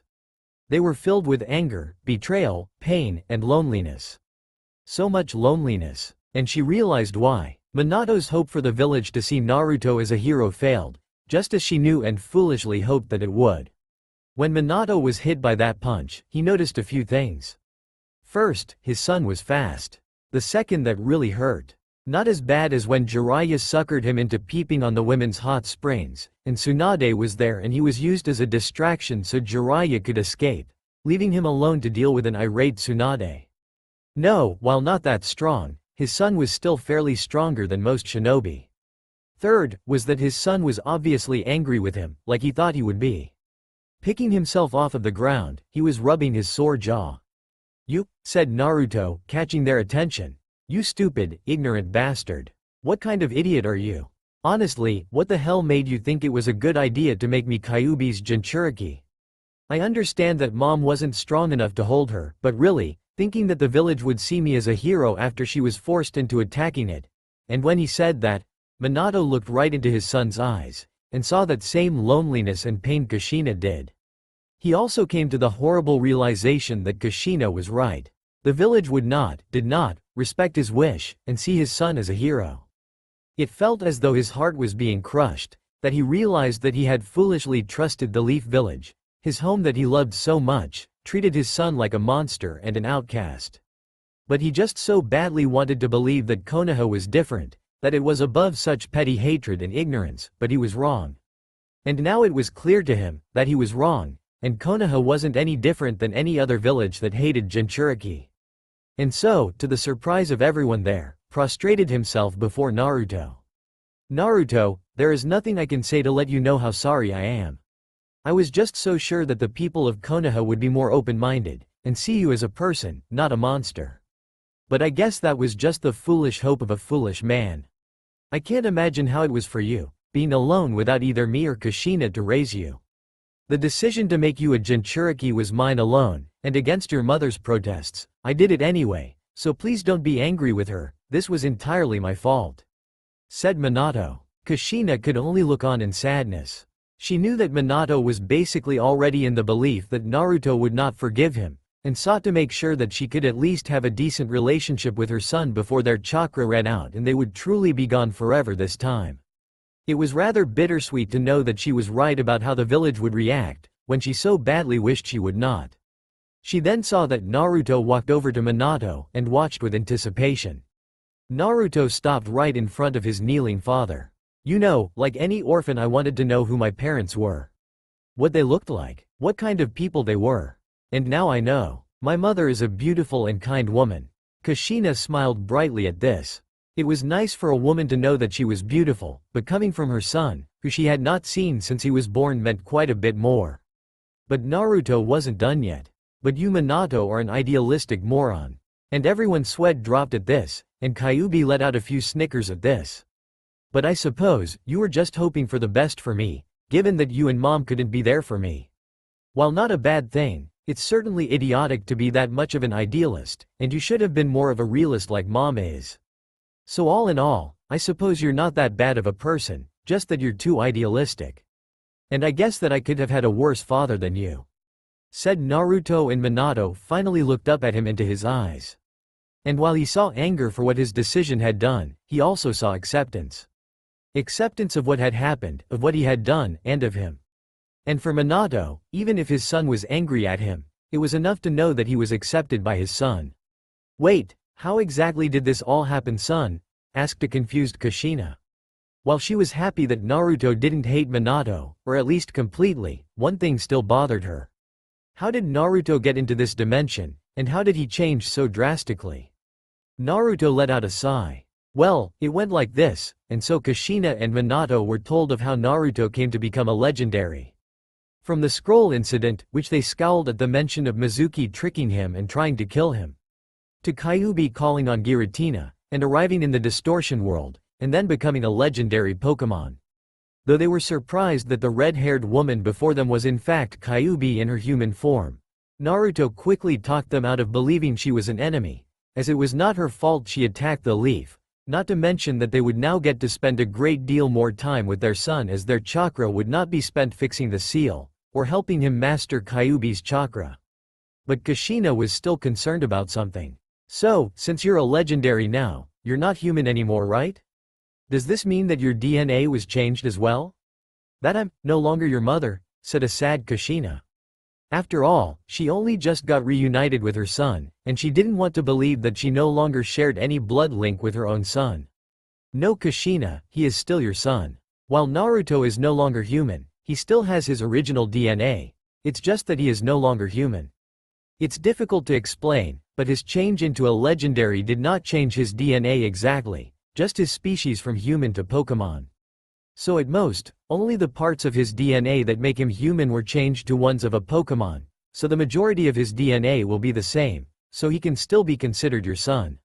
Said Kyuubi. Kushina let out a relieved sigh at this. Even if some of Naruto's DNA was now different, the majority of it was still the same, meaning he was still her son. Well, he would have been her son even if he no longer shared any DNA with her, but still. So, how much time do we have then? Since the seal is no more, and Kyuubi is free, our chakra should last much longer and we will be able to spend more time with Naruto before we have to go. Said Minato. Honestly, his chakra was only supposed to appear when the seal was damaged, fix it, and spend a bit of time with Naruto and that was it. Now that it was no longer necessary to fix the seal, as it was gone, he didn't know how much time he and Kushina had with their son before their chakra ran out. Quite a long while actually. Given the amount of chakra you two had already put into the seal, you would have normally lasted about an hour or so. But I am feeding your form's energy directly from the Distortion realm, so you will be able to stay here for several more hours.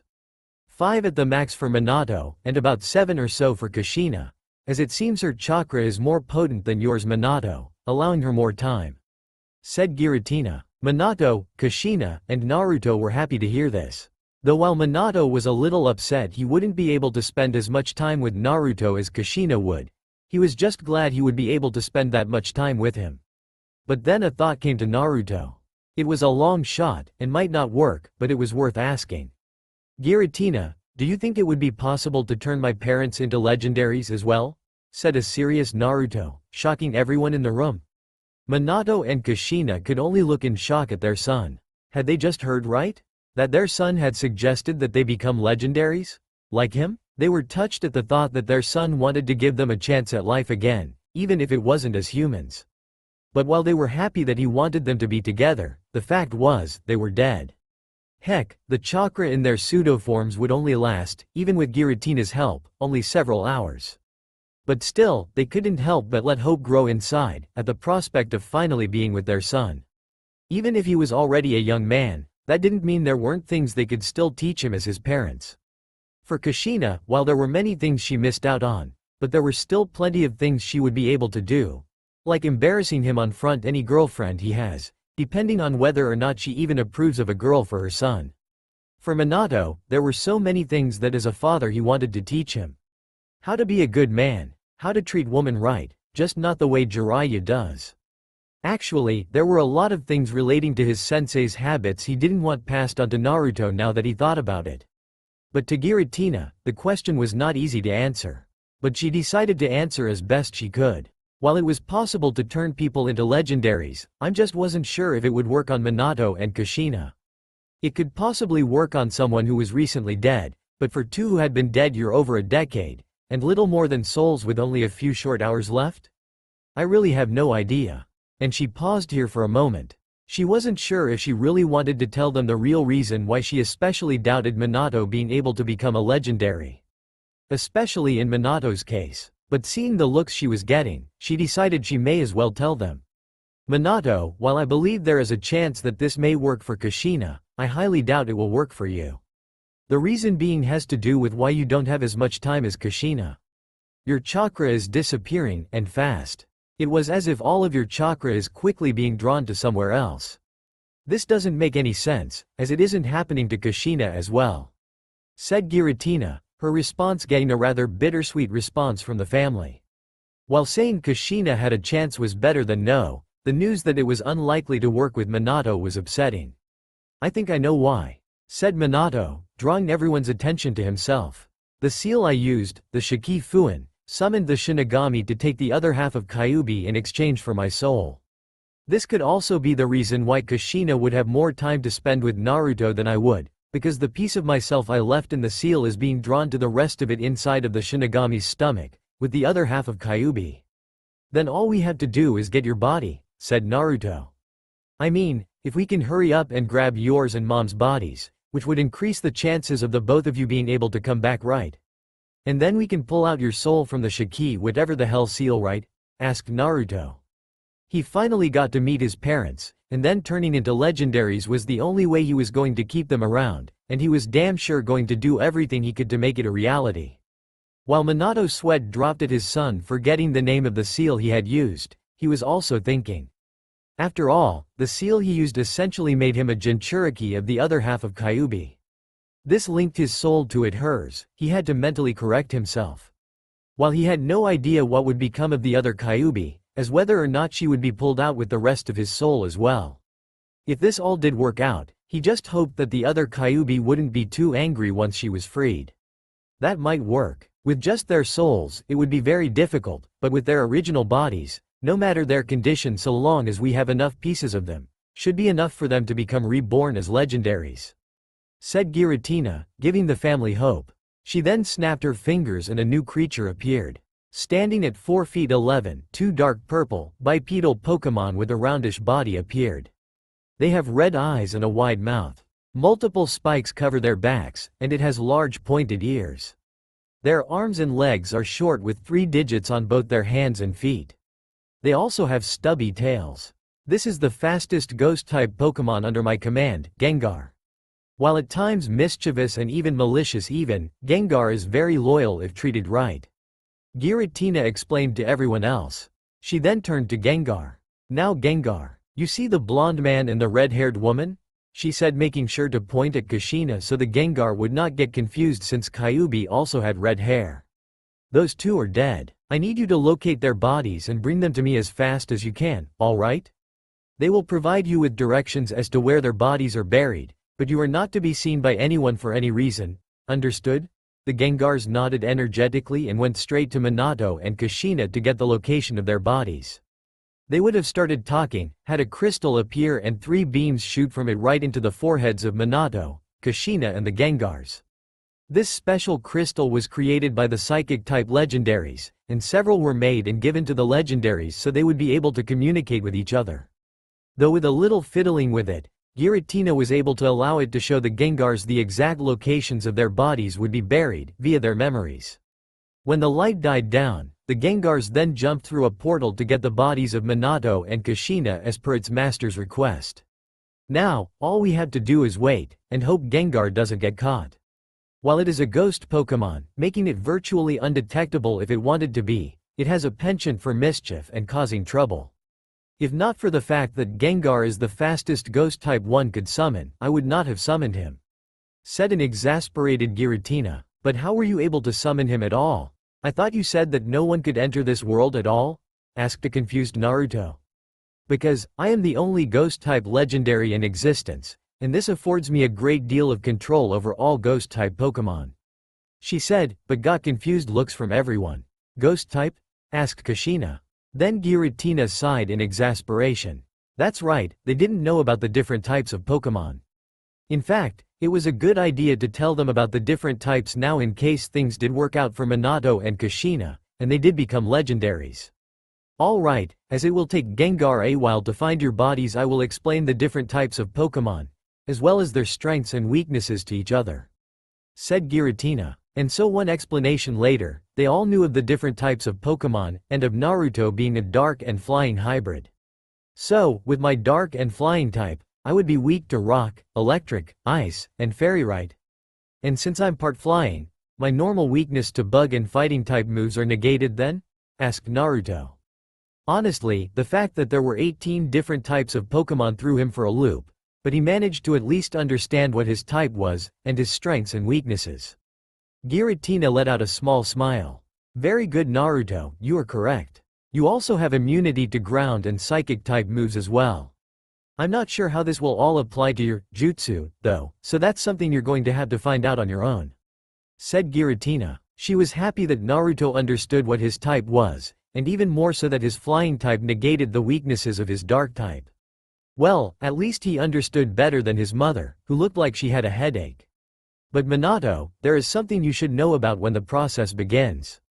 As you do not have your entire soul, You may lose the battle for dominance with the soul of the legendary, as it is whole. This means that when it is done, you may not be the same as you once were. From something as simple as having different colored eyes and hair, to being a female instead of male, said Giratina, getting shocked and worried expressions from the family. Wait, how could I change into a female? Asked a startled Minato. He could understand his hair and eyes changing, as his son certainly did, but his gender of all things? Yes, while many though as legendaries were genderless, we in fact all had genders. While I do not know what legendary you will turn into, but say the one you do turn into was originally female. Your soul and the soul of that legendary would fight for dominance, like how Naruto did. But like with Naruto, who did not completely gain dominance over his new form, as he has gained several characteristics of Yveltal, you could also lose this battle, and if the legendary is female, so too will your new form be. Wait, does that mean if he goes through with it, he'll lose his memories? That he won't be himself, if he goes through with this? Asked a teary-eyed Kushina. Honestly, while being able to come back to life and be with her son brought her joy, the thought of essentially losing her husband in such a way was horrible. Honestly, she didn't know what she would do if that when it was all over, Minato would forget everything they had been through together. But to her immense joy Giratina shook her head. No Kushina. Minato will retain his memories after the change is done. Like with Naruto, any and all changes will be merely physical. The only mental changes that any of you would have at the most would be that you would gain knowledge of your abilities and new forms, nothing else. Said Giratina. While the knowledge that Minato would not lose his memories put Kushina at ease, the fact that Minato could very well change drastically. But suddenly Giratina looked toward the large mirror where the Gengars had left, and saw that they were waiting on the other side, with the bodies of Minato and Kushina. Opening the portal, Giratina motioned them to put the bodies down in the middle, only to see that their faces had been drawn on with a marker. Kushina's eye began to twitch at seeing this. Is that marker on my face? Asked an angry Kushina. While she was happy the ghost creatures had gotten her and Minato's body, and they were in rather decent condition considering they had been dead for 15 years, hers more so than Minato's because she was an Uzumaki. But seeing that their faces had been doodled on, when the current situation was far too serious for something so childish. She looked at the two Gengar with murderous eyes, and even though they were ghost types and she couldn't physically hurt them, they still backed away in fear. I'm sorry about that. Gengar are notorious for their mischievous ways. Though when the change begins, the markings will be gone. But rest assured, I will deal with them later. Said Giratina, causing the Gengar to gulp in fear and hold each other. Now, which one of you wants to go first? Asked Giratina. Minato and Kushina looked at each other, though Minato gave Kushina a nod, letting her go first. Kushina stepped forward near her body. At this, Giratina had her tentacles came from her back and stabbed the ground around Kushina like with Naruto. To Naruto, it was essentially the same thing he had gone through, except his mother didn't have any of the tentacles stabbing into her like he did. Though it wasn't like she had anyone sealed inside of her. But now his mother was enveloped in a large light, and Giratina pulled her limbs back. When the light died down, a large Pokémon that resembles a dragon and a bird could be seen. It is primarily pale silver-white, but it has red undersides with slightly varying tones. It has a ridged mouth similar to a beak, although it has teeth on its lower jaw. Its head has a point to the back, and its eyes have pointed dark red spikes on them. It has a long, slender neck and a smooth, streamlined body, with the exception of dark red plate-like protrusions that run down the length of its back, and two smaller ones on the ends of their tails. It has large wings that resemble hands. Whoa, this feels strange. But what exactly am I? Said Kushina, as she looked over her new form. You are a Lugia, a guardian of the sea. Though it's strange, Lugia is supposed to be blue, not red. Said Giratina. How is this possibly? When Naruto went through the change, he inherited many characteristics from Yveltal, though thinking on it now how mother had red hair, meaning his hair color changed because the red hair was in his genes, and it became dominant during his change. Guardian of the sea, eh? I guess that fits, considering you came from the land of whirlpools, eh? Said Minato. Yeah, not to mention that Giratina said this Luigi or whatever is supposed to be blue, but it's red instead. That's awesome. Said an excited Kushina with a fist pump. which considering she was now a dragon, dinosaur, bird it was rather strange to look at. When Kushina returned to human form, there were several noticeable differences to her appearance. She was noticeably taller, now standing just shy of 5 feet 8, having red marking around her eyes like her legendary form. Her eyes looked as though you were looking at the sea itself, and her form was noticeably more attractive in general. Wide hips, flawless skin, a slightly larger bust, which made both Naruto and Minato blush. "So, how'd I look?" asked Kushina, and she had a Cheshire grin when they could only nod dumbly. Taking that as a good sign, she looked herself over in one of the many crystals in the Distortion world and thought, "Wow. I look incredible. Now it's your turn, Minato. Though remember, things may not turn out the way you want them to," warned Giratina. Minato looked toward his wife and son, and the both of them enveloped him in a group hug. "Well, here's hoping things work out all right," said Kushina. While she was mad at him for his stupid choice regarding Naruto, Minato wasn't a bad person, just making bad decisions because he put too much trust into the good of people. "Yeah, though it would be pretty cool if you got red hair like me and mom though," said Naruto, and all of them chuckled. "Well, it's time," said Minato, and they ended their family hug. He walked over to his own dead body, and Giratina did the same thing she had done with Kushina and Naruto. He was engulfed in a bright golden light, and they waited with anticipation and slight fear at what would happen. What appeared was an avian Pokémon resembling a phoenix and a peacock. Its feathers are predominantly gold and red, with yellow tail feathers, a white underside, and green feathers at the tip of its wings. It has a green stripe on its neck, a yellow beak, black rings around its red eyes, and a feathered, yellow crest on its head. It has darkly colored feet and legs with 4 toes and long talons. "So it's Ho-Oh then, the counterpart to Lugia," said Giratina. "Minato, is that you?" asked Kushina. With how little of Minato's soul was left, no one was sure if this would even succeed in the first place. Though she still wasn't sure if it did. With her becoming Lugia, Giratina said that the legendary she became had blue instead of her red, which meant that the colors of Lugia changed to fit her style. But that wasn't the case here. Ho-Oh did not respond, and instead was engulfed in bright flames, which quickly shrunk down to human size. Though they were not prepared for what, or rather who appeared from the flames. It was not the blonde-haired man they were expecting, but instead a rather beautiful red and orange-haired woman. Heck, she could have passed as a relative of Kushina's. She wore a red kimono dress with flower-like designs throughout the very edges of it. There is a silvery white cloth wrapping around the kimono with wave-like patterns along with green frills being on the edges of the cloth. Feathers being attached from the back to symbolize the bird-like form the wearer would take to help show its beauty and elegance.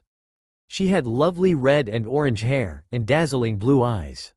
She looked at everyone and did a short bow. "Hello everyone," she simply said with a smile.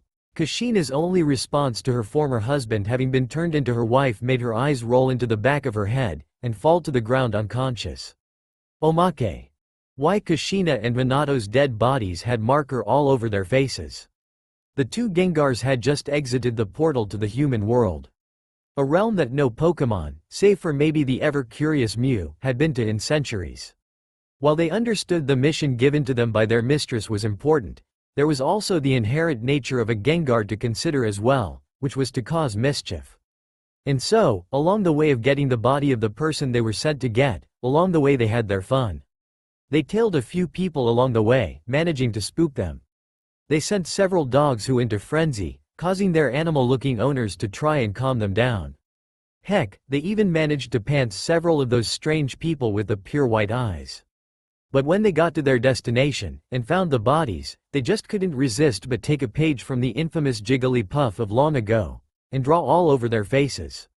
Sure, they would probably get into trouble, but they were already dead, and when they were reborn, it would disappear anyway. So no harm no foul, right? After Kushina had passed out, the person who used to be Minato rushed to her side and caught her. Everyone else rushed to her side except Giratina, who kept off to the side and let them be. After making sure she was just okay, Naruto looked at the human form of Ho-Oh. This is kind of awkward to ask, but who are you? Are you still Minato, or are you someone else now? Asked Naruto. While he knew there was a chance for his father to go through some drastic changes, he didn't think it would be anything like this. The woman in elegant clothing tapped her chin and thought. I'm not sure. I still possess the memories of Minato, but there are several holes. Though I think that was due to the fact that there wasn't much of Minato's soul that went through the process to begin with. Now that I think of it, most of Minato's soul was actually sealed elsewhere. That Shiki Fuin, correct? She asked, getting a nod from Kyuubi, as she knew all too well that the jutsu required the user's own soul as payment, and was actually surprised Minato managed to siphon enough of his own soul into Naruto's seal to repair it if needed. Then that means Minato still exists, along with your other self inside the stomach of that creature. She said. Really? Said Kushina, who had just woken up from fainting. The idea that Minato still existed sounded good. After all, she needed to give him a good ass whopping for his stupid choice in making Naruto Kyuubi's Jinchuriki like he did. As well as anyone else in the Leaf Village who dared treat her son bad. Yes, though the problem is actually getting him free of the Shiki Fuin, along with the half of Kyuubi he sealed inside of himself. She said, but what about you though? I mean, would the rest of his soul be absorbed into you? And what do we even call you, as you're not even a male now? Asked Kyuubi. She only asked because she hoped that Minato's soul would in fact be absorbed into her, as the only alternative was that he could once again be reincarnated into a Pokemon, only this time it would work like it did with Kushina and Naruto. But to her dismay, she shook her head no. No, the part of Minato that went into the seal, that is now a piece of me can no longer be joined together in any way, as I am now a separate being from him altogether. As for what to call me, how about Akurai, she said. Sunny and bright? Asked Naruto, and she nodded. That would make sense, as Ho-Oh is the rainbow bird, and a flying and fire type as well. Said Giratina, putting her 2 cents in. The now named Akurai clapped her hands and had a smile on her face. Then it's settled then, my name is Akurai. While Naruto smiled at her, it quickly turned into a frown. I just remembered, we're forgetting one thing. Even though the rest of Dad's soul is sealed away in the Shiki Fuin, how do we release him? Unless Mom knows how to summon the thing that took his soul and try to get Dad's soul along with Kyuubi's other half. He said, looking at his mother who shook her head no. Scrunching her eyes in thought, something in the back of her mind was calling to her, like a forgotten memory. I know the thing he summoned is familiar to me somehow, but how? The jutsu itself was a forbidden one in a scroll from, her eyes widened in shock. The Mask Shrine. Kushina suddenly yelled. What are you going on about? Asked Kyuubi. The jutsu Minato used was a technique discovered by a member of my clan, and given as a goodwill present to Hashirama when he married Mito. But Konoha also has a shrine of masks from my clan, and one of them is linked directly to the being summoned. While wearing it, one can summon it and control it directly, and forcibly make it release souls that it devoured. She then grew a grim look on her face. The only problem is that it follows the actions of the wearer and you must slice open its stomach to get the souls out, meaning your own stomach will be sliced open as well. Finished Kushina. Everyone had a grim look on their face when hearing this.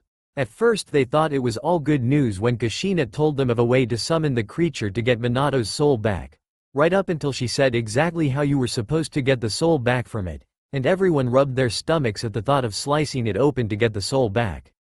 Is there any way we can barter with the creature then? I mean, if it is able to be summoned, it has to have at least some intelligence, so we might be able to work out a deal with it. Asked Akurai. Even from what few memories of Minato she did have, Minato knew very little of the creature summoned by the Shiki Fuin. Not knowing if the thing even understood human speech, let alone if it could be reasoned with for it to relinquish the soul of Minato and the other half of Kyuubi was quite the gamble. Okay. But where is the shrine exactly? I mean, the Gengar are going to need to know where it is so they can get it, or would that be a bad idea since they're ghosts and this mask is connected to a soul-eating summon? Wondered Naruto, and everyone blinked at that. He had a point. The creature devoured souls as payment for being summoned, and ghost-type Pokemon were basically souls themselves, so either they would be fine, or they would be devoured by the creature. You have a point. Sending out Gengar, or any ghost-type Pokemon for that matter would be too risky in this case. But even as a dragon-type legendary as well as a ghost, there are no dragon Pokemon I could bring forth that would be able to get the mask unseen. Giratina said with irritation. Honestly, she had no idea that answering Kyuubi's distress call would lead to such a headache. While she was glad that it resulted in not just one legendary being brought back, but 3, with the possibility of yet another if they were able to reclaim the soul of Minato, then it would all be well worth the headache. Is there no Pokemon you can call on? I mean, sure you're a ghost and dragon type, but as a legendary, shouldn't you have some leeway over all lesser Pokemon? Especially since you're an important legendary? Asked Kyubi. Giratina let out a sigh. While you are correct that I am one of the most important legendary Pokemon, the only one above me in the hierarchy being Arceus, but you have to understand that due to my position, many Pokemon are weary of associating with me. While ghost types have no problem, as I am the only ghost legendary there is, even dragon-type Pokemon sometimes hesitate to associate with me. And while there are a few Pokemon I can think of that would be able to get the job done, they are of a different types than I am, making it very difficult to get them to listen to me at all. Said Giratina. Honestly, if Darkrai were still alive, then Naruto would have been able to command it, as not only is Darkrai lower in the chain of command of legendaries, it is also a dark type, same as Naruto, and these two factors would have allowed Naruto to have a greater chance of getting Naruto to command it. 1. Everyone looked downtrodden at this, but then Kyubi snapped her fingers. What if Naruto, Kushina, or Akurai asks it to do it? Everyone looks at her in confusion. I mean they're legendaries too now. So shouldn't they be able to call upon a Pokemon to do this for them? Well, maybe not Naruto, given that the aura he exudes in his Pokemon form would be frightening to lesser Pokemon. But Kushina or Akurai should be able to get them to do it for us. Everyone turned to Giratina for confirmation. Well, yes, Naruto, Kushina and Akurai would be able to command Pokemon, it would only work if they're the same type. But of the three of you, only Naruto and Kushina would be able to summon a Pokemon that would be of any use. This made Akurai puff her cheeks out in indignation, making her look cute, Naruto thought for a moment. But even then, you would have to call the right one on your own. Though it is my personal opinion that Naruto be the one to do this, as psychic-type Pokemon that you could summon Kushina is weak to ghost types, and there are few fire-type Pokemon that Akurai could summon that would be of use. Said Giratina, getting Akurai and Kushina to pout and Naruto to give them apologetic looks. But how do I even summon a Pokemon to begin with? Questioned Naruto. You must first be able to differentiate the new Pokemon energies in your body, the flying and dark energies. When you do, you must grasp the dark-type nature of your being, and use it to call out, so to speak, to a Pokemon of the same type. With practice, you will be able to call upon exactly which Pokemon you desire, but for now you will only be able to randomly summon one and hope for the best. Said Giratina, with all of them giving her a deadpan expression. Really, they were just supposed to reach inside of themselves, try and grasp their new Pokemon energies, and just hope for the best. Well, it was worth giving it a shot, so Naruto sat down and meditated in the hopes he could. Concentrating, he searched inside of himself like he would when trying to call upon his chakra when he was younger and starting the academy. He could feel something, but he couldn't quite reach it. It was like when you lost something, and you knew it was in the room you're looking in but couldn't find it. Then it hit him. While trying to call upon it like it was his chakra was somewhat successful, that was also the problem. It wasn't human chakra, or whatever the Pokemon equivalent of it was called. It was Pokemon energy, and therefore inherently different than what he was used to learning how to use in the academy. This meant he had to do things differently. He had to try and remember how it felt when he first became a legendary, when he first changed into Yveltal. How it felt with the energy flowing through him. How light and free he felt, yet at the same time how strangely malicious it felt. Wait, that wasn't how chakra felt like when he was a human. This meant that he had found it.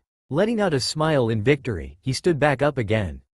Raising his left arm, he concentrated on the part of his energy that felt malicious, and soon dark-type energy to pull into his hand, and it was soon engulfed in a dark aura. The dark auras soon grew until it looked like a swirling mass of darkness had devoured his hand. Very good. Now, you need to call out to a Pokemon. And when you get better at controlling your power, you will be able to do all this instantly. Said Giratina. Nodding to Giratina, Naruto brought his concentration back onto using his energy to summon a Pokemon. The dark energy around his arm shot off, and hit the stone wall near them, but it did not destroy it, but instead turned into a large dark void, and grew in size until it was about 5 feet in diameter. Then, without warning, something jumped out of it and the void closed. A large, brown bipedal Pokémon appeared. It has a long, shaggy, white mane that covers most of its face. It has long ears, a long pointed nose, and a large mouth with teeth that are usually gritted. Its eyes are opaque yellow with black sclera and pupils. It has 3 broad leaves with brown spokes on its hands. Its feet resemble a Tengu Geta. It looks around confused, before its eyes settle on Naruto, and it suddenly takes a kneeling position in front of him, surprising him. "Okay, what did I summon, and why is it doing that?" asked Naruto as he looked at the new Pokémon in front of him. "That is a Shiftry, a grass and dark-type Pokémon. This is surprising, as I did not expect you to summon a decent Pokémon on your first attempt, not to mention it will be useful in getting the mask," said Giratina. "But why is it kneeling to him like that? I mean, sure Naruto is a dark-type same as it is, but he is flying-type and it's a grass, so shouldn't, I don't know, hate him because of that?" asked Kyuubi. Let it be known that while she knew of the legendary Pokémon, she did not know of their types, and all the things relating to it, so this was new to her as well. Normally, in this case a Shiftry would be neutral to Naruto because of his type. But all Pokémon have a special ability, and the one Naruto has is called Dark Aura, which increases the power of his Dark-type moves. In this case, it also increases his ability to connect with Dark-type Pokémon, giving him greater leverage in controlling them. Explained Giratina, making Naruto's eyes widen. So if he remembered from Giratina's earlier explanation about types, not only did he gain a boost for using Dark-type moves because he was also a Dark-type, but his ability as Yveltal made his Dark-type moves stronger still. That was awesome, but he could test out his Dark Aura ability, as well as his Pokémon skill in general later. First he had a job for this Shiftry. "Shiftry," Naruto said, and the Pokémon raised its head to look at him. "I have a mission for you. There is a special mask in a shrine in the human world that I need you to get. It is imperative that you are not seen or heard by the humans, so stealth is a mush. My mother will give you the location, and then you will be off." "Understood?" Naruto said in an authoritative tone. The Shiftry nodded, and went through the same process as the Gengars did and was shown the memories of where it was, and then left through a portal Giratina opened. After it left, Kushina was rubbing her temples. "You all right, Mom?" asked a worried Naruto. Kushina had been through that twice in a rather short period of time, so he was worried it might have some kind of side effect. Kushina gave him a smile, happy he cared about her well-being, despite the fact they barely knew each other yet, which was something she was going to have to rectify. "Don't worry Naruto, I'm fine. Just a slight headache from that memory transfer. I'll be fine." "So then," she said, turning her attention to Giratina, "what kind of ability do I have then? Since my son has that Dark Aura of his, I would assume I have my own unique ability as well." Giratina nodded. "You are right. Normally, most legendaries would have the ability called Pressure, where their opponent would use up more energy when fighting. But as you are a different color than a Lugia would normally be, you might have a different ability as well. I believe it was called Multi-Scale, where you were able to slightly reduce the damage taken from an attack. As do you Akurai. You have the ability Regenerator, which allows you to obviously regain health over time," she said, getting smiles from Kushina and Akurai. Eventually, Giratina decided to teach them more about the Pokémon they now were, what they could do, and just about anything related to their new station. Then after that, Naruto was able to talk to his mother and Akurai. While the latter only had a portion of the memories of his father, she did retain all the memories of Ho-Oh. So not only did he get to find out more about his mother, which as an orphan he always wondered about them, he also got to learn more about what the world was like when Pokémon still roamed the world. While the information given by Giratina was very helpful, she didn't really know much of the world before it changed, mostly due to the fact she stayed in the Distortion world, unless something required her to leave, which was almost never.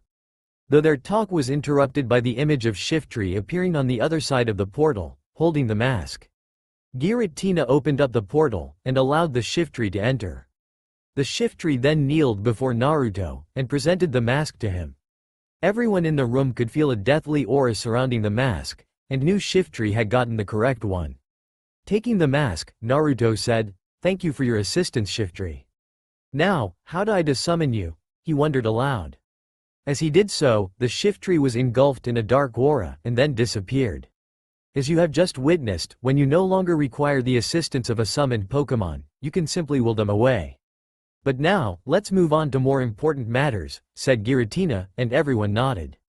Kushina then took the mask from Naruto, and walked a few feet away from everyone else. Kushina placed the mask down, and slowly went through hand signs, as she drudged up the old memories of the seals required to summon it, as she didn't want to actually put on the mask herself. She eventually finished the seals required to summon it, and the mask glowed a sickly purple. Then, right before them, the ghoulish form of the creature that Minato had summoned to seal away half of Kyuubi into himself appeared. Now, I believe we have some talking to do, said Kushina to the specter. Naruto let out a sigh, as he looked at the unconscious form of his mother resting, the shock of what had happened being too much for her. What had happened to cause her to faint, you may ask? Well, it all started when they had summoned the Shinigami Minato had summoned to seal Kyuubi.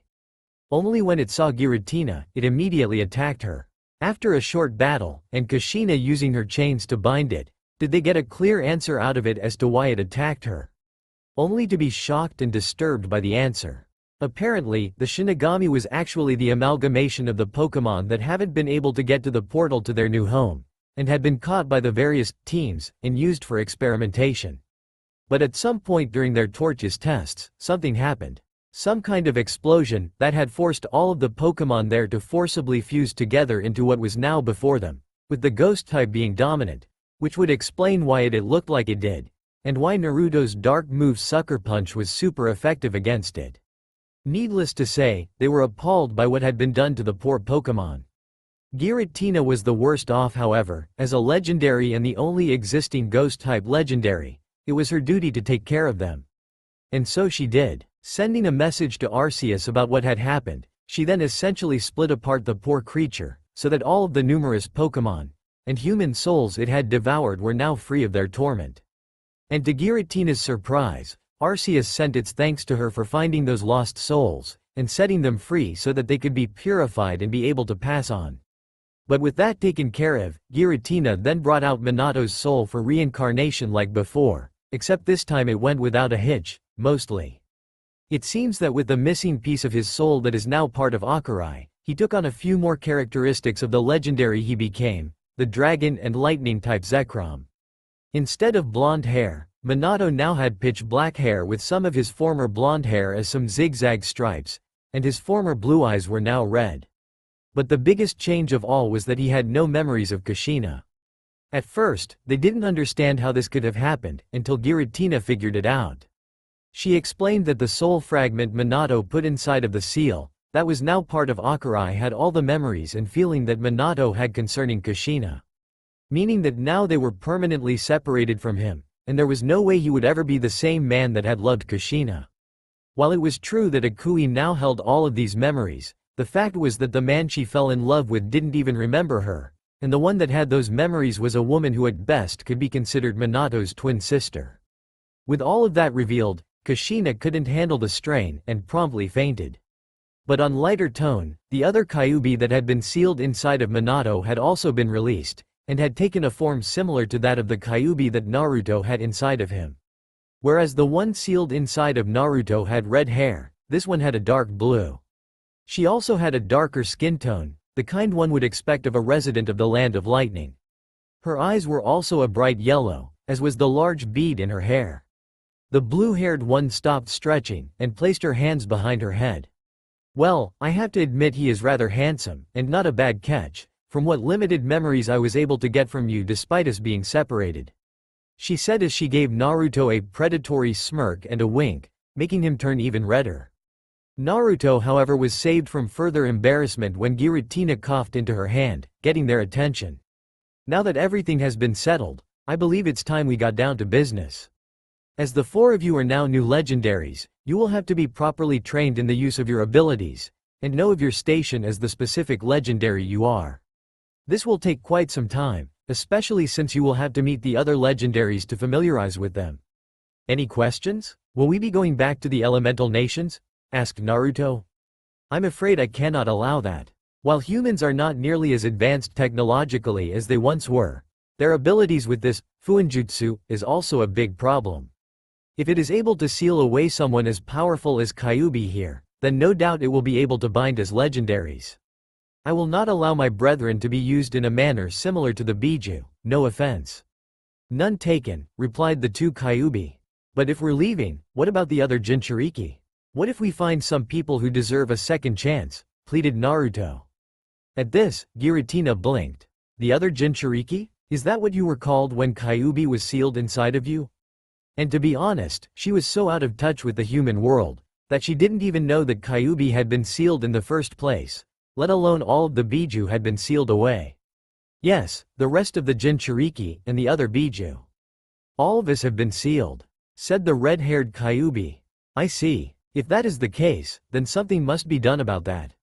Humanity have caused enough damage when the Pokemon roamed the land, but actually sealing beings as powerful as the Biju into humans is even worse. I will speak with Lord Arceus and see what can be done about this situation. But in the meantime, you four must be trained in your new roles and abilities. Especially if you are allowed to go back to the human world to search out the other Jinchuriki. When she said that, they all nodded in confirmation. So, what do we do now? I mean, it's going to take a great deal of time to get used to our new abilities and powers, and considering the masked man who forced Kyuubi to attack the leaf, who knows what he's up to? Not to mention he could very well be targeting the other Jinchuriki as we speak, said Akui. Do not worry. Time in the Distortion realm flows as fast or as slowly as I wish it to, with limits. So you all will have plenty of time to get trained properly. Though considering your different types, I'm going to need some help in training you all properly. Thankfully, there are plenty of other legendaries still alive to help with that. Giratina said. With that said, they all knew that for however long they were going to be in the Distortion realm, they would have to make the time count.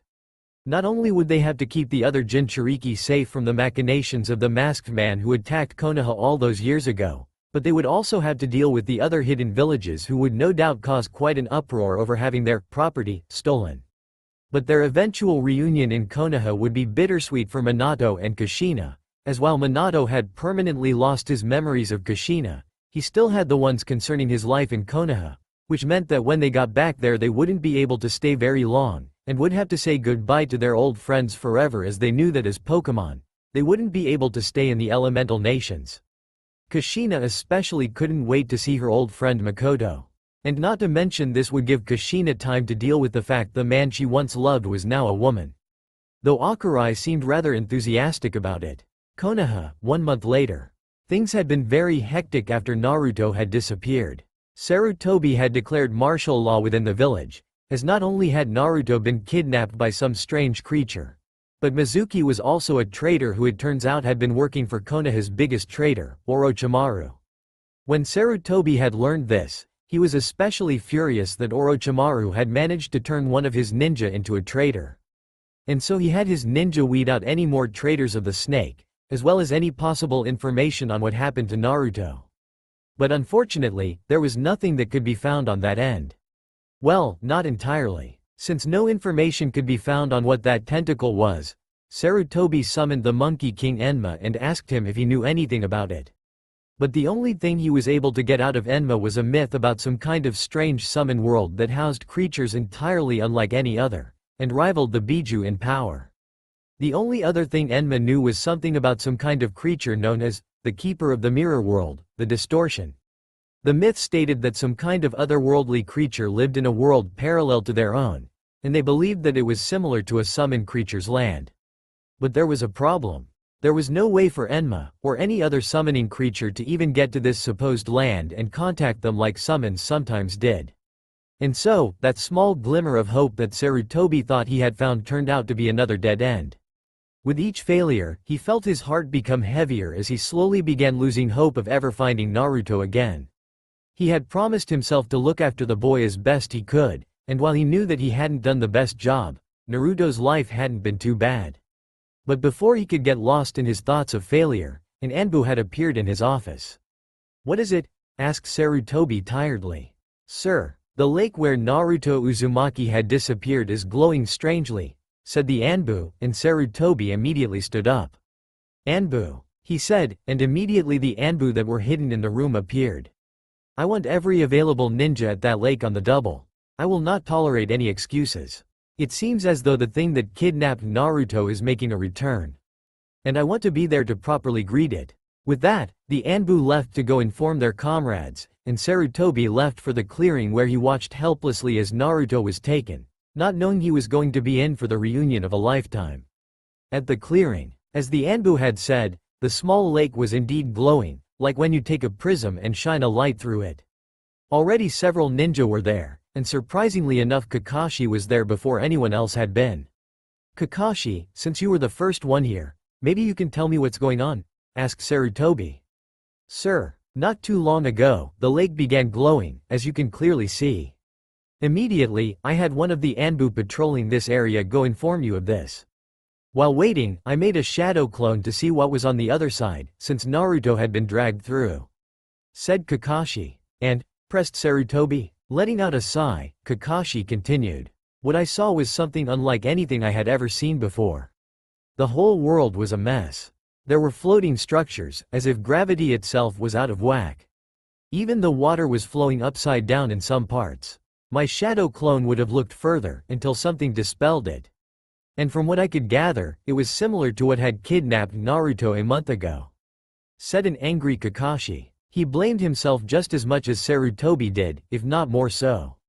After all, Minato was his teacher, and the closest thing to family he had after his father died. But he hadn't been able to do much for Naruto over the years, and had been on a mission when he had been spirited away. But now that the gateway to whatever strange world that Naruto had been taken to was open, and the very creature on the other side, Kakashi was willing to do whatever it took to get Naruto back. Hey, something's happening, shouted one of the ninja, and indeed something was happening. The light coming from the lake was intensifying, and they all readied their weapons for whatever was going to come through. However, they were not prepared for a distinctly male voice to echo through the portal. Man, it's so nice to finally be back. It's been such a long time, said the voice. Well, it has been a few years. Well, sort of, said a female voice. It will be nice to see those old faces again. I wonder how much they've changed since last we saw them, said a different female voice. Well, looks like we've already got a welcoming committee, said another male voice, as the owners of said voices finally stepped out of the portal. The first person was an incredibly tall man, standing nearly as tall as Jiraiya at 6'3". He has scarlet locks, with black streaks in his hair that looked like small horns. His eyes, however, were a very familiar shade of blue. However, he is wearing a red full-length coat with black branch-like lines, like the ones on Yveltal's body. It has a hood with gray fur trim, and waist-high slit going up the back. It has a large silver zipper that fastens at the top and zips down to seal the coat. It has gold drawstrings for the hood decorated with a large ruby red bead hanging from the end and a silver chain ornament adorned with 4 large obsidian claws that fasten to a loop on either side of the collarbone region. The coat was open, revealing his well-muscled form. He had on a red shirt, with black lines going from his arms that met in the chest area and going down the middle, making the shape of a Y. He had on black pants, and has clawed boots. There were 2 women on either side of him, and the one on his right was 5'6" in height. She had red hair, but it was a bit wild and had black tips. There was also a rather sizable turquoise-like gem near the bottom of her hair, which reached past her knees.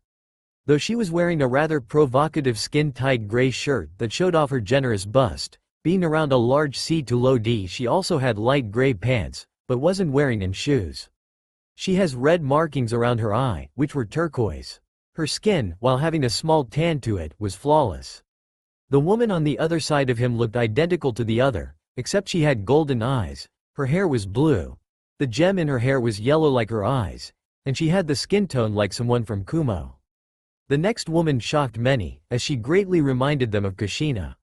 She wore a red kimono dress with flower-like designs throughout the very edges of it.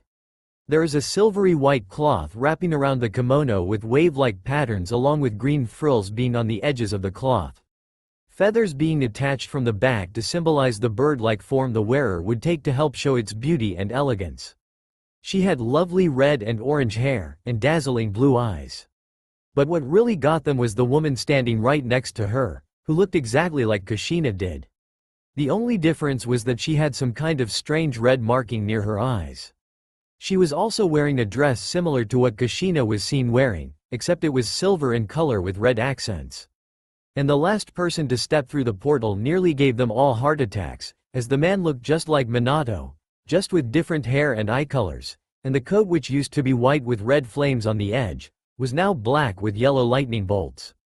"Wow, this is quite the welcoming committee you got for us, old man," said the red and black-haired man, and Sarutobi let out a small gasp in shock. There was only one person in all of Konoha besides his son Asuma and grandson Konohamaru who would dare call him that. But Sarutobi could plainly see that this man was not him. The only thing he had in common in him was his blue eyes, that shone with the same mischief as Naruto's did. "No, it's not possible. You can't possibly be him," said Sarutobi. "Oh really? How is it that I can't be me, old man? Though I suppose I can't blame you, given my new appearance. Very well, to prove I am in fact Naruto Uzumaki, son of Kushina Uzumaki and Minato Namikaze, how about I tell everyone here how I really managed to knock you out, and steal the Forbidden Scroll? I am sure everyone would love to hear how that happened," said Naruto, shocking those who knew the truth of his parentage at so blatantly saying it, but more so Sarutobi, because only two people knew how Naruto really stole the scroll, him, and Naruto, as he had told no one else how it happened. "No. I mean, no, that's quite all right. But if you truly are Naruto, then who are they? How do you know about your parents, and for that matter, why do those two look just like them?" questioned Sarutobi. While he had trouble believing that the now adult male in front of him was truly Naruto, a part of him wanted to believe that the two lookalikes were also Minato and Kushina, even though the rational part of him was trying to deny it. Then there was the mystery of who the last three women were. After all, Naruto had been gone for nearly a month, and having gone through some drastic changes, and reappearing through a similar manner as when he had been taken with 5 other people, and 2 of them looking like his parents. Well, old man, that's the thing. There's quite a bit we have to talk about.